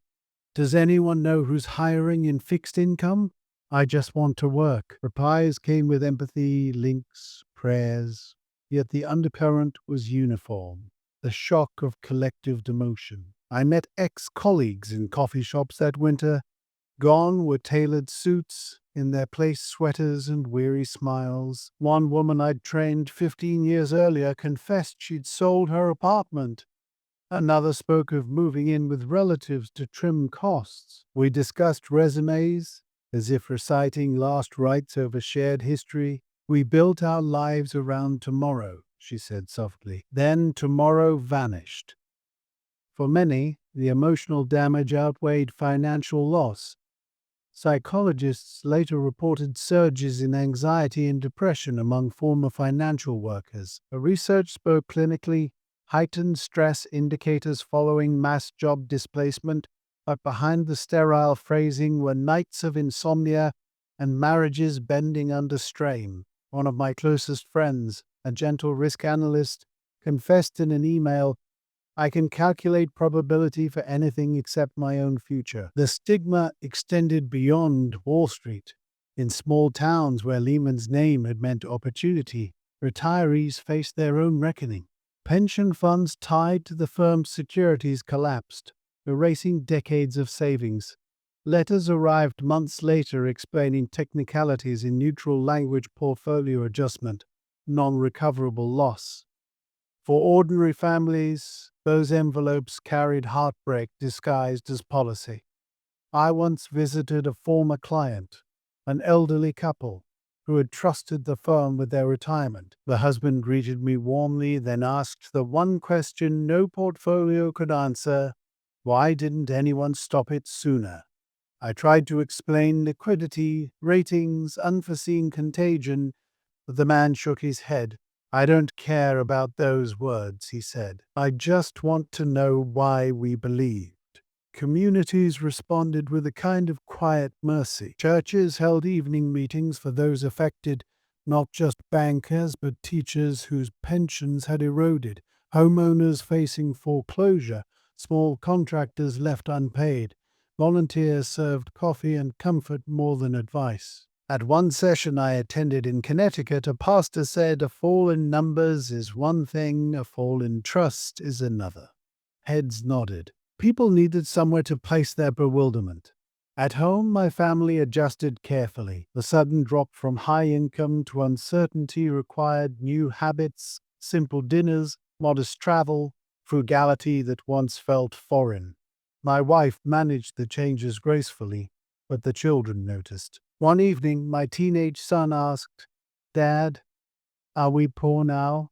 I smiled weakly and said, "No, just quieter." It became our household phrase for years. The losses extended into identity. Former executives who once commanded rooms now struggled to find roles matched. Some took positions far below previous ranks. Others refused offers out of pride, waiting for opportunities that never returned. Within industry circles, a subtle stigma emerged. Lehman casualty became coded language for damaged credibility. Invitations to conferences declined. Recruiters hesitated. It was as though an invisible dust of failure clung to every resume. The mental toll deepened. Psychologists reported that financial professionals who experienced sudden collapse often entered a state similar to bereavement. The comparison wasn't metaphorical. Brain scans showed grief patterns identical to those mourning loved ones. Denial, anger, bargaining, depression, acceptance. The market's collapse mirrored the stages of the human heart. I watched peers navigate each phase. One blamed leadership relentlessly, another turned philosophical, and some simply vanished from contact. A few succumbed to despair that headlines never recorded. Local papers in New Jersey and Westchester noted isolated incidents. Former employees lost to suicide after foreclosure or exhaustion. Their names appeared briefly, then disappeared from public memory. Inside survivor circles, those losses circulated as whispered caution, an acknowledgement of pain that polite society avoided.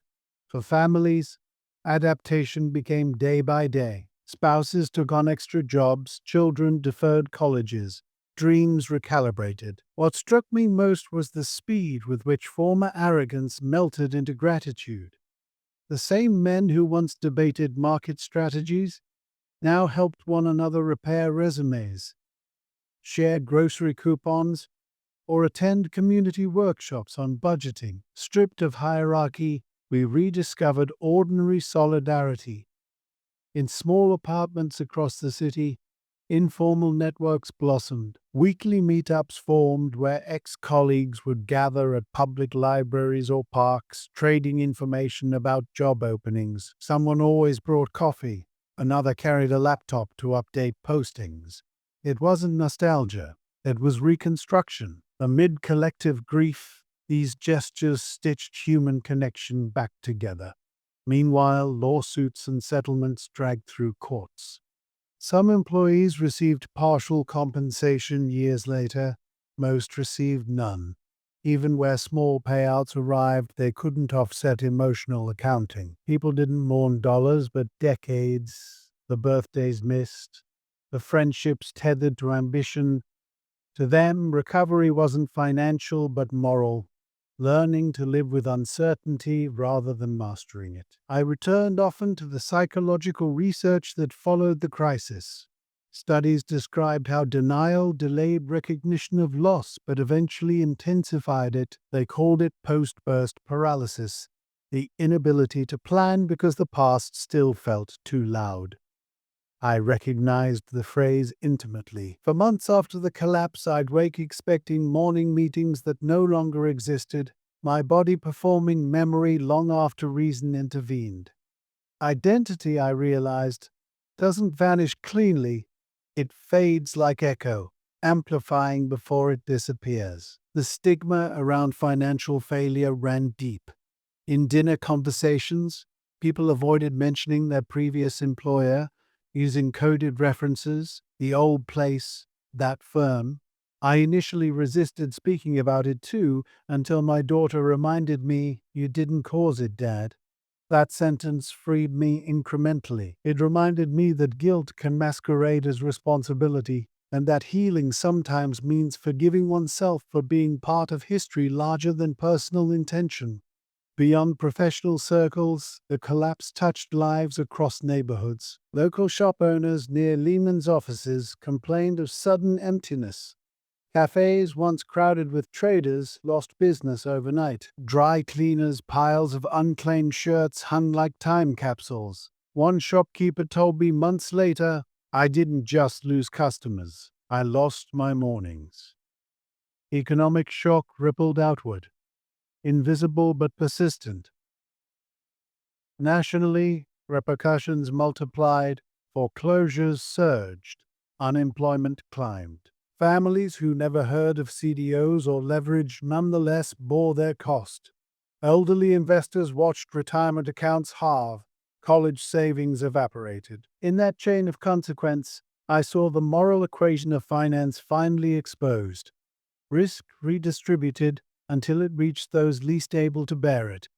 Among my former co-workers, resilience eventually surfaced. One started a small bakery, another became a high school math teacher, finding peace in predictable equations. A former trading assistant began volunteering as financial counselor for local retirees, teaching basic budgeting with compassion learned from loss. Their stories followed a pattern of renewal grounded not in triumph, but usefulness. "The thing about ruin," one of them told me, "is it leaves enough space for decency." I joined a support circle composed of displaced professionals. Meetings opened with silence before members shared updates, job interviews, health scares, new beginnings. The atmosphere mixed sorrow and pride. We joked that it felt like monk school for former bankers. During one session, a facilitator asked everyone to name what they missed most. Responses varied: the routine, the challenge, the noise of the trading floor. When it was my turn, I said, believing we were part of something permanent. Heads nodded. In that admission lay collective absolution. As months passed, subtle forms of recovery emerged. Some rebuilt careers in smaller firms, others left finance entirely. I took part-time consulting work, helping community banks strengthen risk reviews.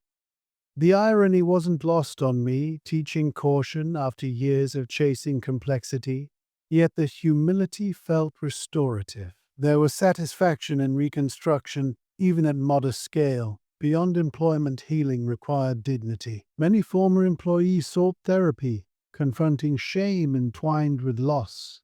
Counselors observed that survivors often measured worth through the lens of the firm's downfall if the institution failed. So had they. Slowly, through conversation, we learned to separate self from system.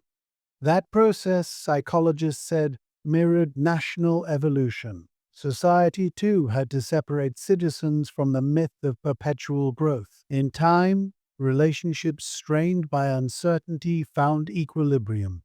Couples adapted, families regrouped, priorities shifted. Children who once admired lavish offices now valued presence. My own family learned minimalism as gratitude.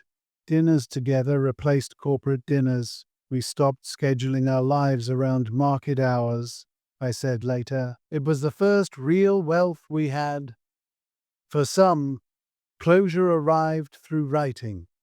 Blogs, memoirs, and oral histories emerged, carrying confessions once whispered. Former analysts wrote about moral conflict, the tension between knowing risk and fearing silence.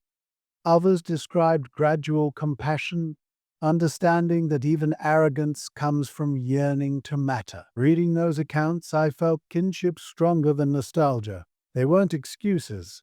They were attempts to turn pain into instruction. Still, the wound of reputation lingered longest.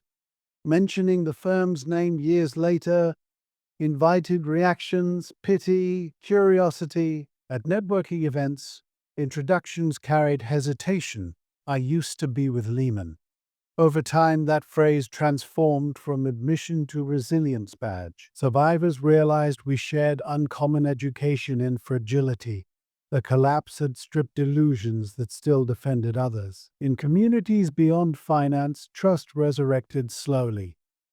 Economic programs offered retraining to workers displaced by chain reactions, manufacturers, real estate agents, clerks. Nonprofits organized mental health sessions for anyone affected by the downturn, recognizing emotional bankruptcy as real as fiscal. Researchers found gratitude's quiet return. People who'd lost everything began appreciating simple continuity, steady jobs, honest talk, small savings. Recovery, they learned, was not about regaining what once was, but redefining enough. I often contrasted two images: the trading floor in its glory, phones ringing in rhythm, and the post-collapse reunions at coffee shops, where those same people listened rather than spoke. Both were communities, I'd say, but only one could survive. The latter, though diminished in wealth, was richer in awareness. The years following brought both distance and connection. Former colleagues spread across industries, yet anniversaries of the bankruptcy drew us back together online. Each September, messages appeared, thinking of everyone today. No bitterness. We'd share photos of families, gardens, classrooms, ordinary successes replacing extraordinary ambition.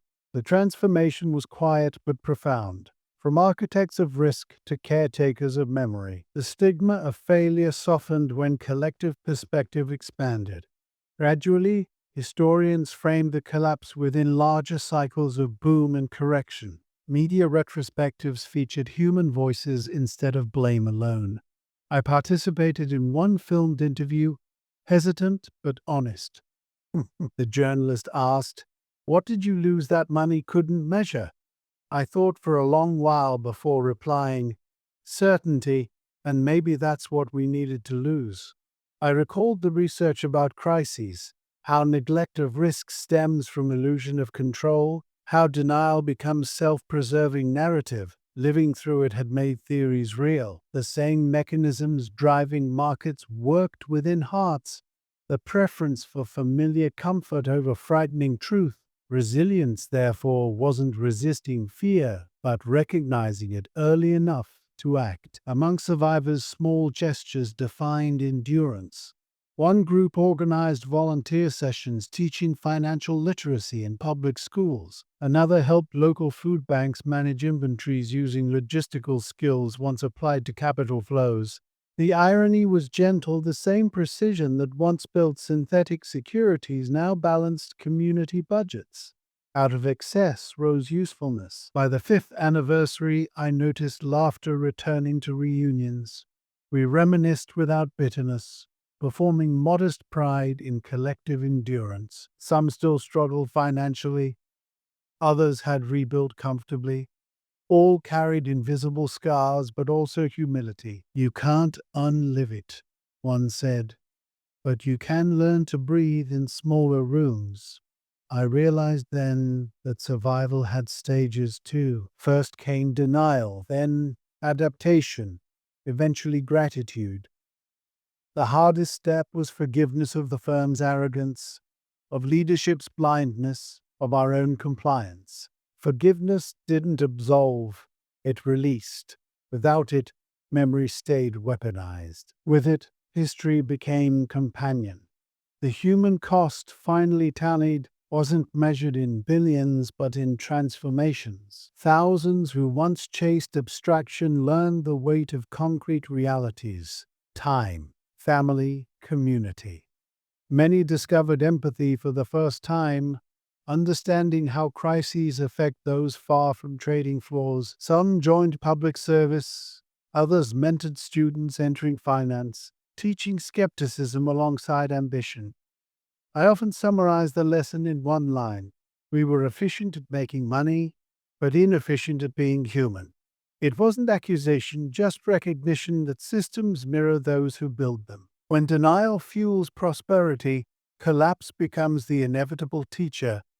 One autumn afternoon, years later, I met a former intern who now worked at a community credit union. She said, I learned more from watching everything break than from all the successes combined. Her smile carried calm conviction.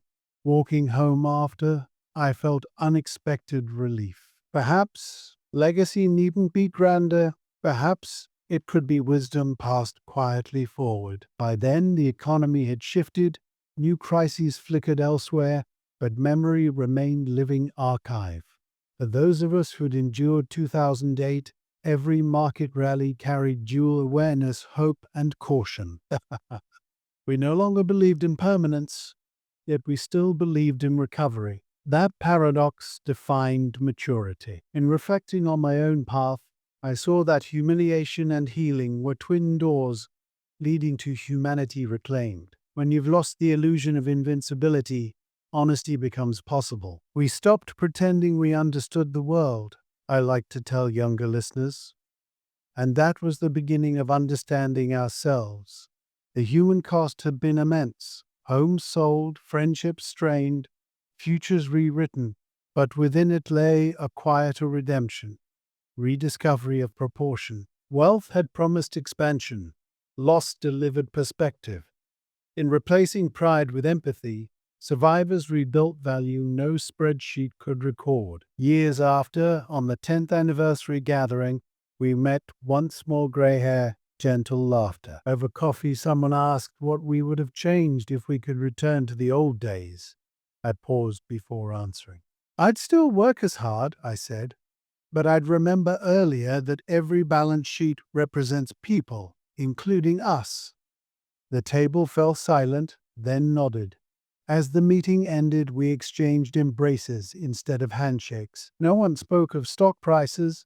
The conversation drifted to children, gardens, next vacations.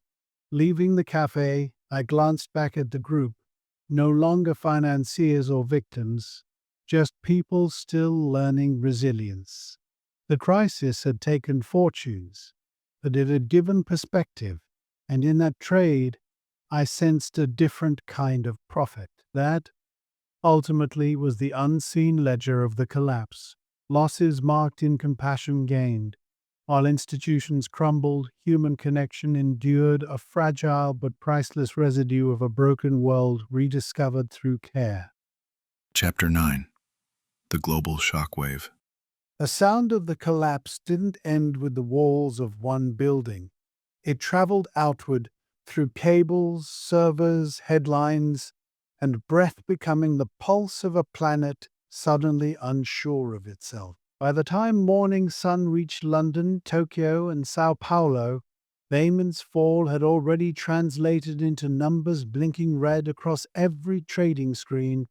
For the world, it was Monday. For the markets, it was the beginning of freefall.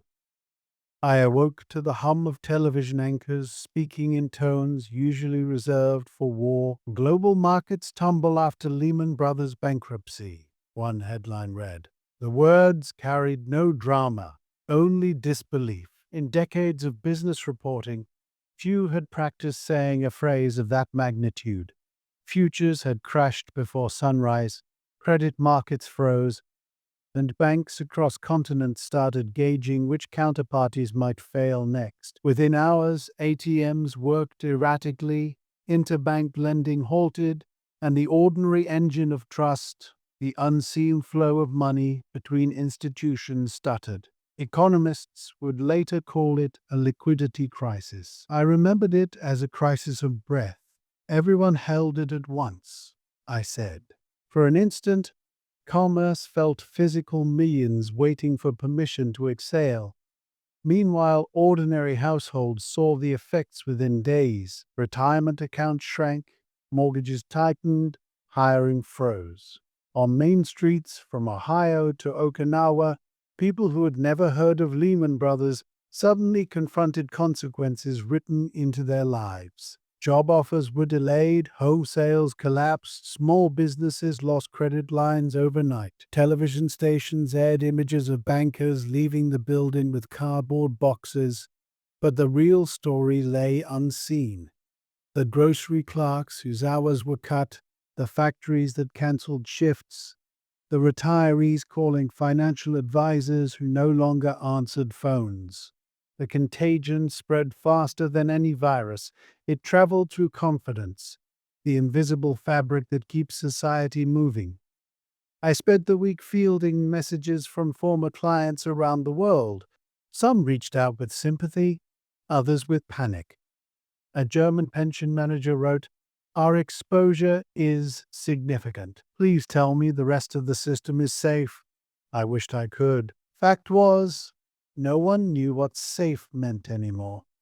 Data later showed that nearly $10 trillion in global stock value vanished in a matter of weeks. Numbers like that appear abstract until you remember they represent tuition funds, factories' payrolls, and the margins by which communities survive. It was as if the planet's collective memory of progress had been erased line by line.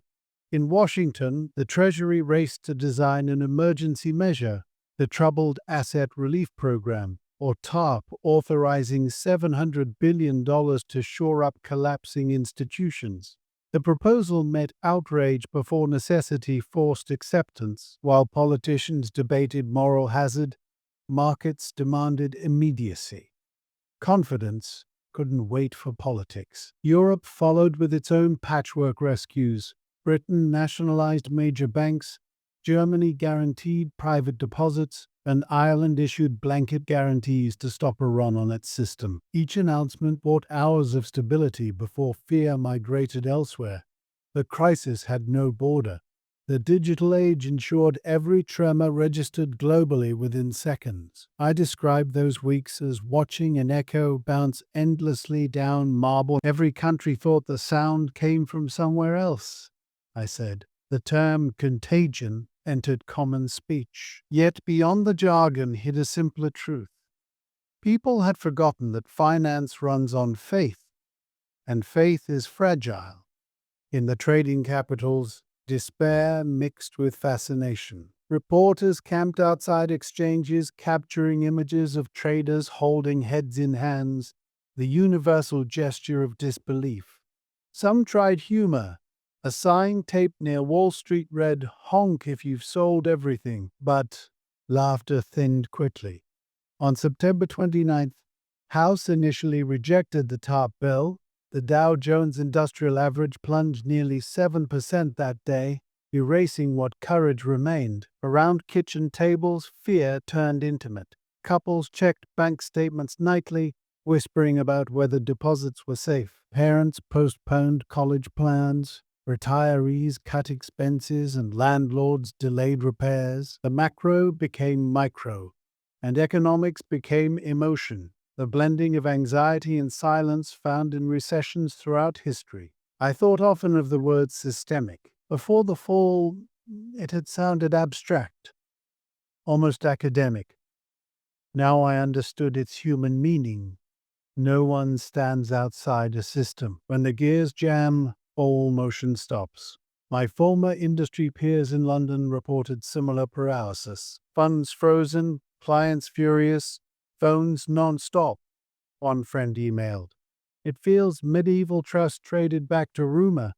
Central banks responded with unprecedented coordination. The Federal Reserve, European Central Bank, and Bank of Japan slashed interest rates in near synchrony, injecting liquidity like transfusions to a patient in cardiac arrest.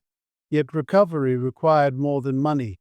It required belief. And belief, like wound healing, takes time. Through October, panic left traces of surreal beauty, empty trading floors lit by screens still flickering data to no one. Streets where bankers once hurried now strangely calm. Conversations heavy with first efforts at understanding. I walked Manhattan's financial district that month and noted storefronts closed early, security guards chatting idly, coffee shops half full. It looked peaceful, I remembered, but that peace was unemployment wearing a kind face. On television, political leaders addressed citizens with solemn candor rarely heard before. They spoke of restoring stability, of lessons learned. For many, it was the first time phrases like credit default swap or toxic asset entered household vocabulary. Complex instruments had become common villains. The world learned the lexicon of its own fragility. The shockwave reached manufacturing, shipping, education. Global trade contracted. Ports quieted as orders dried. In developing nations dependent on exports, employment plummeted. Migrant workers returned home to villages where remittances had sustained families for years. Parents explained to children why letters from abroad carried less money or none at all. The fall of an American bank had become a parable on interdependence. Psychologists studying these months noted patterns resembling collective trauma. People sought certainty in small routines, checking balances, clipping coupons, rearranging furniture. We didn't just lose wealth, I said. We lost orientation. By winter, layoffs swept across sectors far removed from finance. Construction projects halted mid-foundation, airlines cut routes, luxury stores offered silent sales. The ripple touched teachers, nurses, and mechanics alike.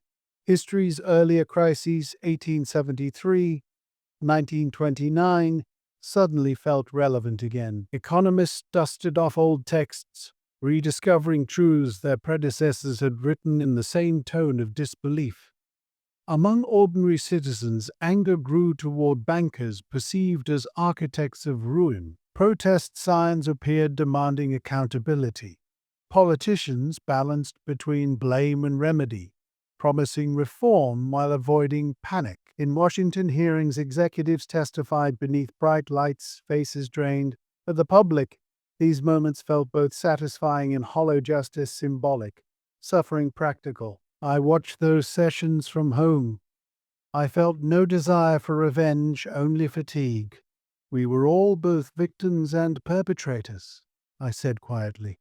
The symmetry of damage left no pure villains, only participants in denial's grand equation. Abroad, governments scrambled to avert similar collapses. Iceland's banking system failed entirely, plunging the small nation into crisis. Spain, Ireland, and Greece faced housing busts that mirrored America's. The names changed, the pattern remained. Globalization, once celebrated as progress, now looked like a network transmitting contagion at light speed. In time, nations codified reaction into reform. The United States passed sweeping regulations, capital requirements, consumer protections, oversight of derivatives. Europe formed new supervisory bodies. The intention was prevention, though every architect of these laws admitted uncertainty about the next form risk might take. "We'll fight the last war better than we fought this one," a senator joked darkly. For individuals, however, legislation offered little comfort. Rebuilding trust proved slower than rewriting statutes. Small investors avoided markets for years. Savings shifted to caution. The illusion of steady progress had died, and with it, a generation's confidence in experts. I taught part-time seminars about the aftermath. Students asked whether such collapse could happen again. Of course, I'd answer. The shapes change, the pattern remains. We forget faster than we learn. I'd draw on the board a simple loop: greed, euphoria, denial, collapse, reform, forgetfulness, and pause midway. This is not finance. This is biology. We're wired for it. Yet amid devastation, renewal began quietly. Banks merged, systems stabilized, economies plotted recovery paths. Stimulus measures flowed into infrastructure and small business programs. By mid-2009, stock markets found fragile footing. Unemployment remained high, but the rate of free fall slowed. The fever had broken, leaving weakness and resolve. Still, scars end up shaping memory more than cures do. Even years later, GDP figures failed to capture psychological residue. In Britain, real wages lagged pre-crisis levels for more than a decade. In Europe came new austerity, and political disillusion sowed future populism. Around the globe, people who once trusted institutions turned skeptical, searching for alternative narratives. To me, That loss of faith was both tragedy and opportunity. When myths collapse, I said, space opens for honesty. Conversations once confined to economists now reached family dinners. What is value? What does work mean when stability isn't guaranteed? Meanwhile, technology amplified reconsideration, social networks buzzed with debates, documentaries emerged, and artists captured the era's disquiet through photographs of abandoned construction sites, monuments to interrupted ambition. Society began to memorialize its own shock before moving on. Across developing economies, the effect was uneven. Some nations rebounded quickly through stimulus, others sank into years of stagnation. Global poverty briefly ticked upward after decades of decline. Aid organizations reported sharp increases in food insecurity and school dropouts. The financial language of derivatives had translated into human hunger. In the United States, the crisis redefined politics. Outrage at bailouts birthed movements across the spectrum, populist cries for accountability from both left and right. Faith in government's impartiality faded, replaced by skepticism that endures still. Economists credited the event with reshaping an entire decade's discourse on inequality for the people living through it. However, discourse was luxury. We faced smaller personal reckonings. Can I pay rent? Will pensions survive? I remembered visiting a hardware store whose owner I'd known 20 years earlier. Business was down 50%. It's not that people stopped needing nails, the man said. They stopped believing next week exists. That sentence stayed with me as concise definition of recession psychology. Through all this, compassion appeared in unexpected corners. Strangers donated to mortgage assistance funds, co-workers shared meals, and volunteer groups reopened food banks long forgotten since the last downturn. Economic models rarely measure kindness, yet those gestures formed the earliest signs of healing. Humanity's counter-cyclical force, I called it. Empathy rising when numbers fall. I watched the G20 summit convene that spring, leaders pledging global cooperation, unity statements drafted carefully for cameras. Beneath the rhetoric lay fear of repeating 1930s protectionism. For a brief moment, planes grounded, factories slowed, yet conversations about reform blossomed across time zones. Crisis had revealed not distance, but sameness. As recession deepened, some found purpose in reconstruction. Out-of-work professionals volunteered with nonprofits, retraining others. Communities organized local currencies to keep trade alive. The vocabulary of innovation shifted from leverage to resilience.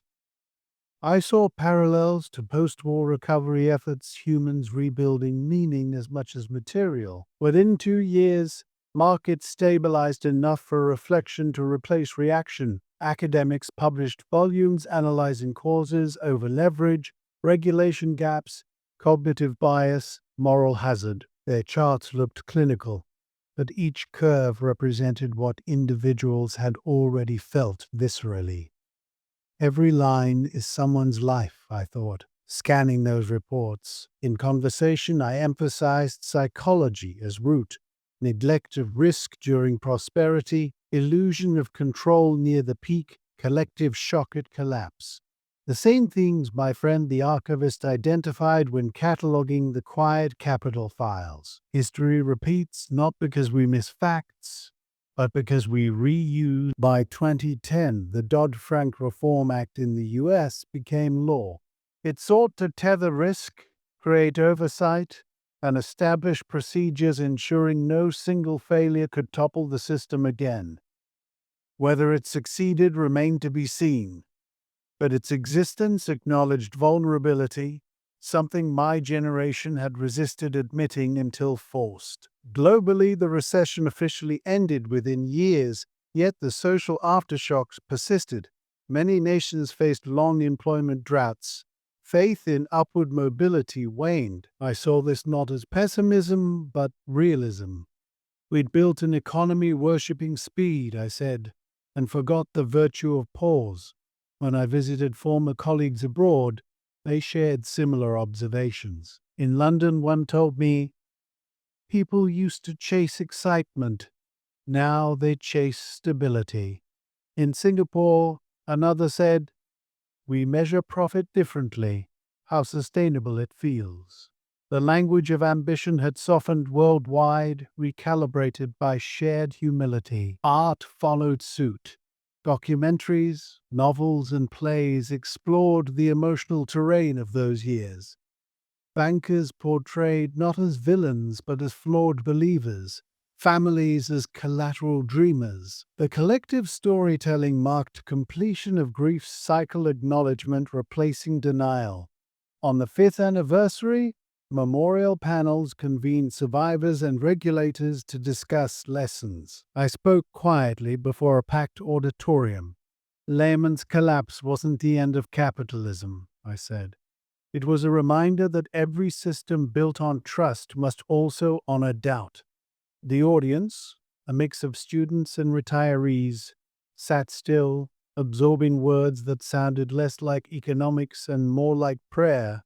Meanwhile, beyond lecture halls, the lasting legacy unfolded subtly. Financial caution turned cultural. Households saved more, borrowed less. Governments monitored systemic risk with new alertness, yet cycles within human nature hummed beneath constraints, waiting for memory to fade. In retrospect, historians would call 2008 a hinge, the moment 21st century idealism surrendered to realism. Politics, art, and personal consciousness all shifted course around it. For me, the hinge existed within my own pivot from confidence to comprehension. I viewed the global shockwave not as punishment but necessary correction. Progress without humility is gravity without friction, I wrote once in my notes. You rise faster and fall further. Years later, I revisited the financial district rebuilt, gleaning once more. New firms occupied old addresses, glass towers mirrored sky again. To passers-by, prosperity seemed restored. Yet for those of us who remembered, the reflection carried ghost outlines, a visible reminder that every ascent bears memory of the descent beneath it. I paused outside the site of my former office. Nearby vendors sold coffee to new traders rushing by, as if nothing had changed. But above them, unseen by most, hung an invisible lesson. Etched not in stone, but in experience, that trust, when stretched too thin, collapses first in silence, then in shock, and finally in renewal. The global shockwave, I concluded, had circled the world only to return home as perspective. From New York's canyon streets to distant towns whose factories closed, the echo fused into one truth. Economies may rebuild through capital, but communities rebuild through empathy. As I walked away that evening, city lights glimmered on wet pavement, traffic resuming its eternal exchange of haste and hope. The hum sounded familiar again, not triumphant but steady, the rhythm of a world scarred yet still beating. Chapter 10. Legacy and Lessons.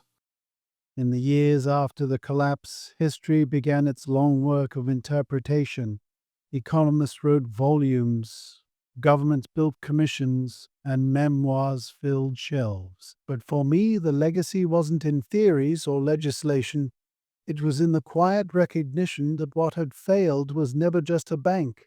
It was a collective belief system, built on the assumption that ingenuity could outpace humility. I often said that remembering 2008 meant accepting paradox. The same intelligence that fueled innovation had also sculpted denial. The lessons weren't new, only rediscovered. Risk ignored becomes destiny. Progress without perspective repeats itself. Sitting at my desk in Connecticut, I reread old notebooks where I'd once scribbled trading notes. Now I filled the margins with reflections about behavior. We overestimated our understanding, one line read, then mistook luck for brilliance. My reflections unfolded as gentle indictment of an age drunk on complexity. Financial models had promised to partition risk, But in doing so, they'd also partitioned responsibility. Everyone had a slice of the equation, but no one held the whole. I came to view that fragmentation as the modern form of hubris, believing that shared ignorance amounts to collective wisdom. The Great Depression had taught earlier generations about scarcity. The 2008 crisis taught ours about abundance. We forgot limits, I'd tell visitors. When everything seemed knowable, the only mystery left was consequence. Those words became part of the quiet Capitol archive, recorded one late autumn afternoon while rain tapped lightly against my study's windows. I explained that arrogance didn't vanish with the fall, it simply changed costume. After each crisis, humanity builds rules to prevent repetition, only to outgrow them in the next boom. It's a rhythm as constant as tide. Reform, relapse. The difference, I argued, lay in whether memory survived long enough to interrupt the cycle. When asked what I thought would be remembered of Lehman Brothers, I hesitated before answering. Not the buildings, I said. Glass ages quickly. Maybe the symbolism, the reminder that scale doesn't equal stability, that independence without empathy turns brittle. I preferred the word reminder to warning. Reminders invite reflection. Warnings provoke defiance. I followed reports of regulatory reform with cautious hope. The Dodd-Frank Act introduced oversight committees, resolution authorities, myriad checks intended to cage excess. Yet I understood that regulation addresses process, not psychology. The illusion of control lives deeper than law. It hides in human optimism. You can build stronger fences, I said to a friend, but eventually curiosity climbs over. That insight fueled my occasional lectures at universities. Students, born around the time of the crash, regarded it as distant myth. I would draw a looping diagram on a whiteboard, prosperity, denial, crisis, reform, and say, this isn't history, it's muscle memory. Then I'd describe how investors in every era repeat the same emotional choreography. The representativeness bias, I explained gently, makes us see recent success as normal, convincing us tomorrow must resemble today. Combined with illusion of control, it turns caution into inconvenience. I described my generation's faith in models as a modern kind of superstition, numbers replacing ritual candles, formulas whispering comfort. We didn't pray to gods, I'd smile, we prayed to spreadsheets. The students laughed, but their eyes revealed comprehension. They too lived in an age worshipping metrics. In one lecture, a student asked whether I regretted my career. I paused before replying, no, I regret believing progress guaranteed virtue. Finance itself isn't evil. It's a mirror. It reflects whatever we bring to it. During booms, we mistake echoes for applause. That conversation made me reconsider my own path through more compassionate eyes. The men and women who built those intricate systems weren't villains. They were dreamers convinced they'd tamed uncertainty. Denial, after all, is hope refusing to surrender. Understanding this softened my judgment toward my former world and toward myself. From that compassion grew a broader lesson about human behavior. Denial, I realized, isn't simply blindness. In financial terms, it masks fragility. In emotional terms, it preserves function. Recognizing denial's power doesn't excuse mistakes, but it transforms admonition into empathy. I wanted that empathy preserved alongside the timelines of debt and reform. By the 10th anniversary of the collapse, journalists returned to old names for retrospectives. They filmed interviews in cleaned offices using identical framing. What have we learned? I smiled when I saw them. We've learned how quickly we forget, I muttered. Memory, I understood, decays faster than markets recover. Yet not all was repetition. Amid the noise of analysis, ordinary people had absorbed subtler wisdom. Homeowners questioned easy credit. Investors read small print. Conversations about saving regained sobriety. In communities across America, the phrase sustainable replaced limitless. That linguistic shift, I believed, was the true reform behavior learned through collective brews. I kept reading behavioral economic studies long after retirement. They outlined patterns familiar to anyone who'd lived through instability: neglect of risk, illusion of control, representativeness, all those elegant labels for human folly.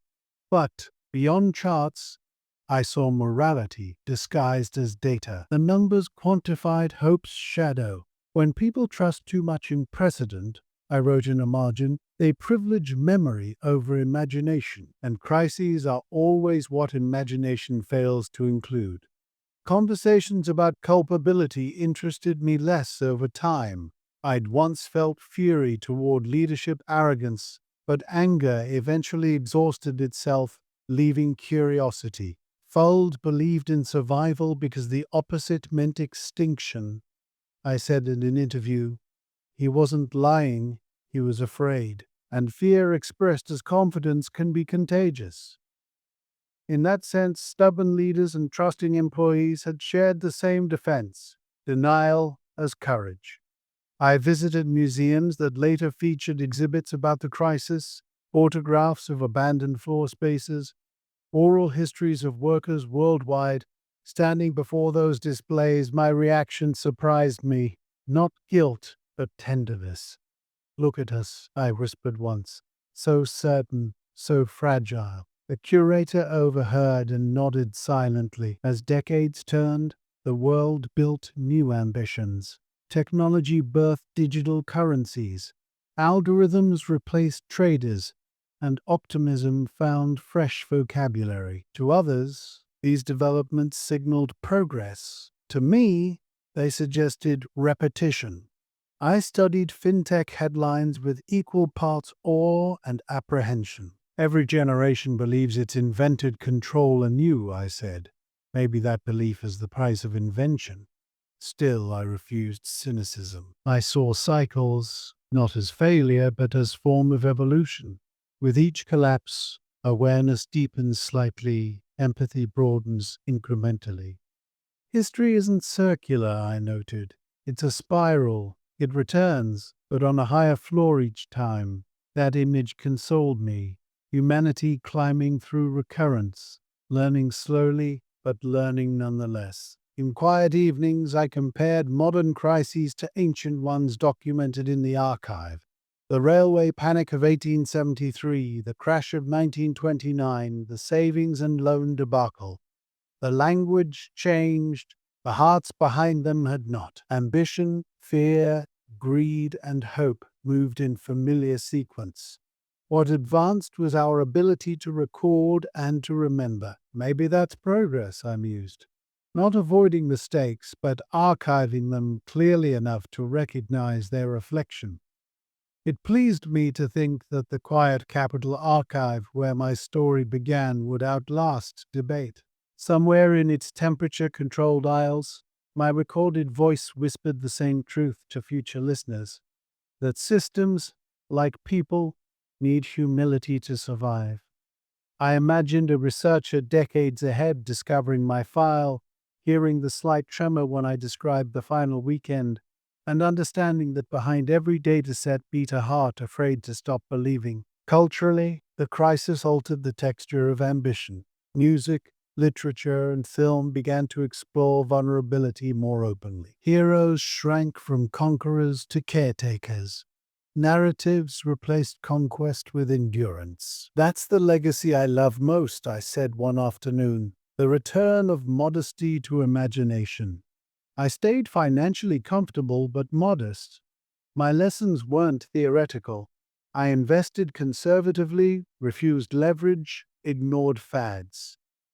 When asked for advice, I told neighbors, bet on continuity, not miracles. There was wisdom in restraint, a value once unfashionable, now cherished. From time to time, former students wrote to thank me. One said my class changed her perception of risk. I used to think caution was fear, she wrote. Now I see it's respect. I kept that letter framed beside my family photographs.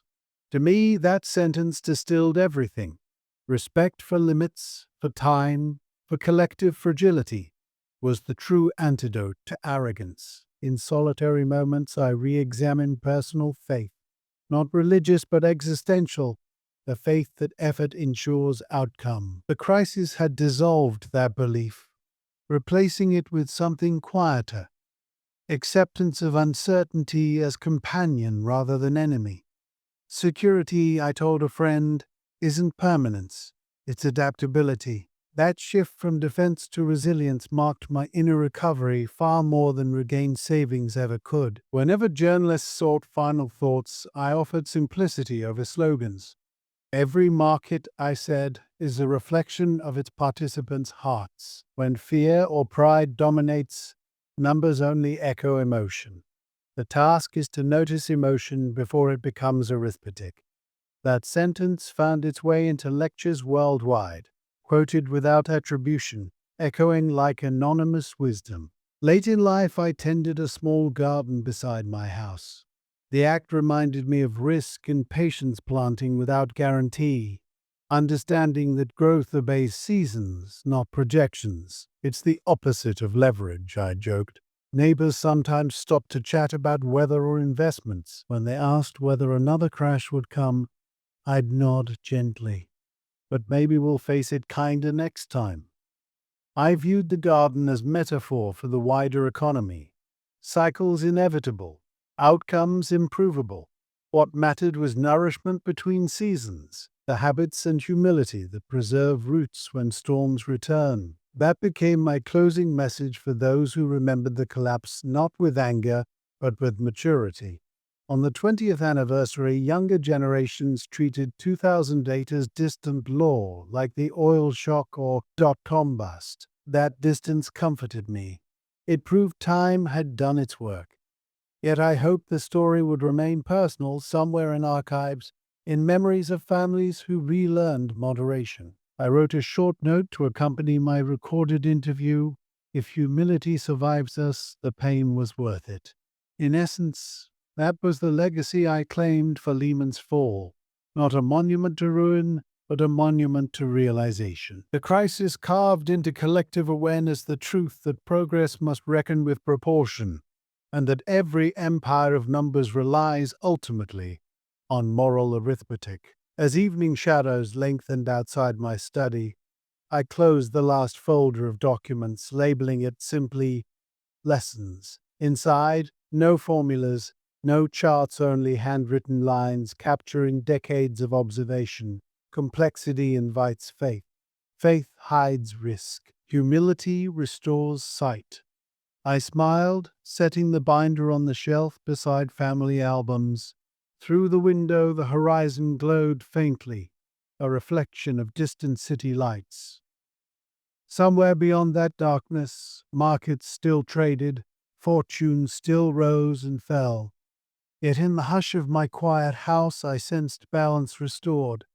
Legacy, I thought, isn't wealth preserved, it's wisdom remembered. And in remembering, the cycle, at least for now, had paused. The file closes softly, pages aligning with precision born of ritual. In the quiet Capitol archive, endings are treated with the same respect as beginnings, neither rushed nor embellished. Michael's voice fades into paper, but the echo of his story lingers like residue on glass. Outside, autumn rain whispers against the windows. The Archivist, our unseen guide through these memories, speaks quietly, not to summarize, but to preserve. It's easy, he says, to think of Lehman as a cautionary tale about money. But in Michael's telling, it becomes something older, a story about faith, and how even the most rational minds pray to certainty. He pauses, glancing at the label on the folder's spine. Lehman Brothers, 2008. So neat, so ordinary. Yet inside it rests the anatomy of a modern parable. the rise of confidence, the blindness of denial, the tenderness that followed collapse. History may record it as the largest bankruptcy in American memory, but the archive remembers differently. It remembers the human texture, colleagues holding boxes, soft laughter in hallways gone quiet, the phone calls that bridged shame and solace. In one of his final interviews, Michael described retirement as distance finally achieved. He lived quietly in Connecticut, tending a garden that obeyed seasons instead of markets. The rhythm suited him, growth visible, limits respected. There, among soil and silence, he found the peace that ambition had postponed. He never stopped believing in work, he simply redefined its purpose. He once wrote, "Work should seek proportion, not perfection." Visitors who met him in those years sensed equilibrium. He'd speak gently of colleagues scattered across cities, of friendships renewed through humility. Fortunes build slow, disappear fast, return smaller but steadier, he'd smile. Still, a trace of reverence remained when he said the firm's name. Not nostalgia, but acknowledgement that something vast had passed through their lives and left an imprint wider than loss. The archivist reflects on that imprint often. In a world still addicted to speed and metrics, stories like Michael's feel almost medicinal. They slow the pulse, remind us that permanence is illusion, and that resilience isn't measured by recovery alone, but by reflection. His words linger in the archivist's mind. Security isn't permanence, it's adaptability. In them lies a condensed history of an age. Across the archive, other boxes bear similar labels, crises and revivals stitched through time. Each one begins the same way, certainty inflating, then breaking, leaving behind fragments of wisdom. If patterns are unavoidable, remembrance becomes our only form of progress. The archivist believes that's why these testimonies matter, not to reveal scandal, but to preserve humility. Sometimes, when the building is quiet, he opens the Lehman file just to read the final lines again. They're handwritten on unlined paper, Michael's script steady after all those years. To whoever reads this, know that arrogance felt like faith until it ended. Take care when success feels permanent. It never is. The ink has faded slightly, but the warning remains vibrant. He returns the sheet carefully, closes the folder, and slides it into its place among the others. The shelves stretch endlessly, decades cataloged into lessons. Turning off the lamp, he locks the cabinet with a practiced motion.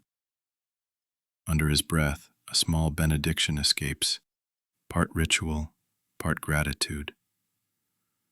From the quiet Capitol archive, he murmurs, "Rest easy." The room settles into stillness, broken only by the ticking of a distant clock.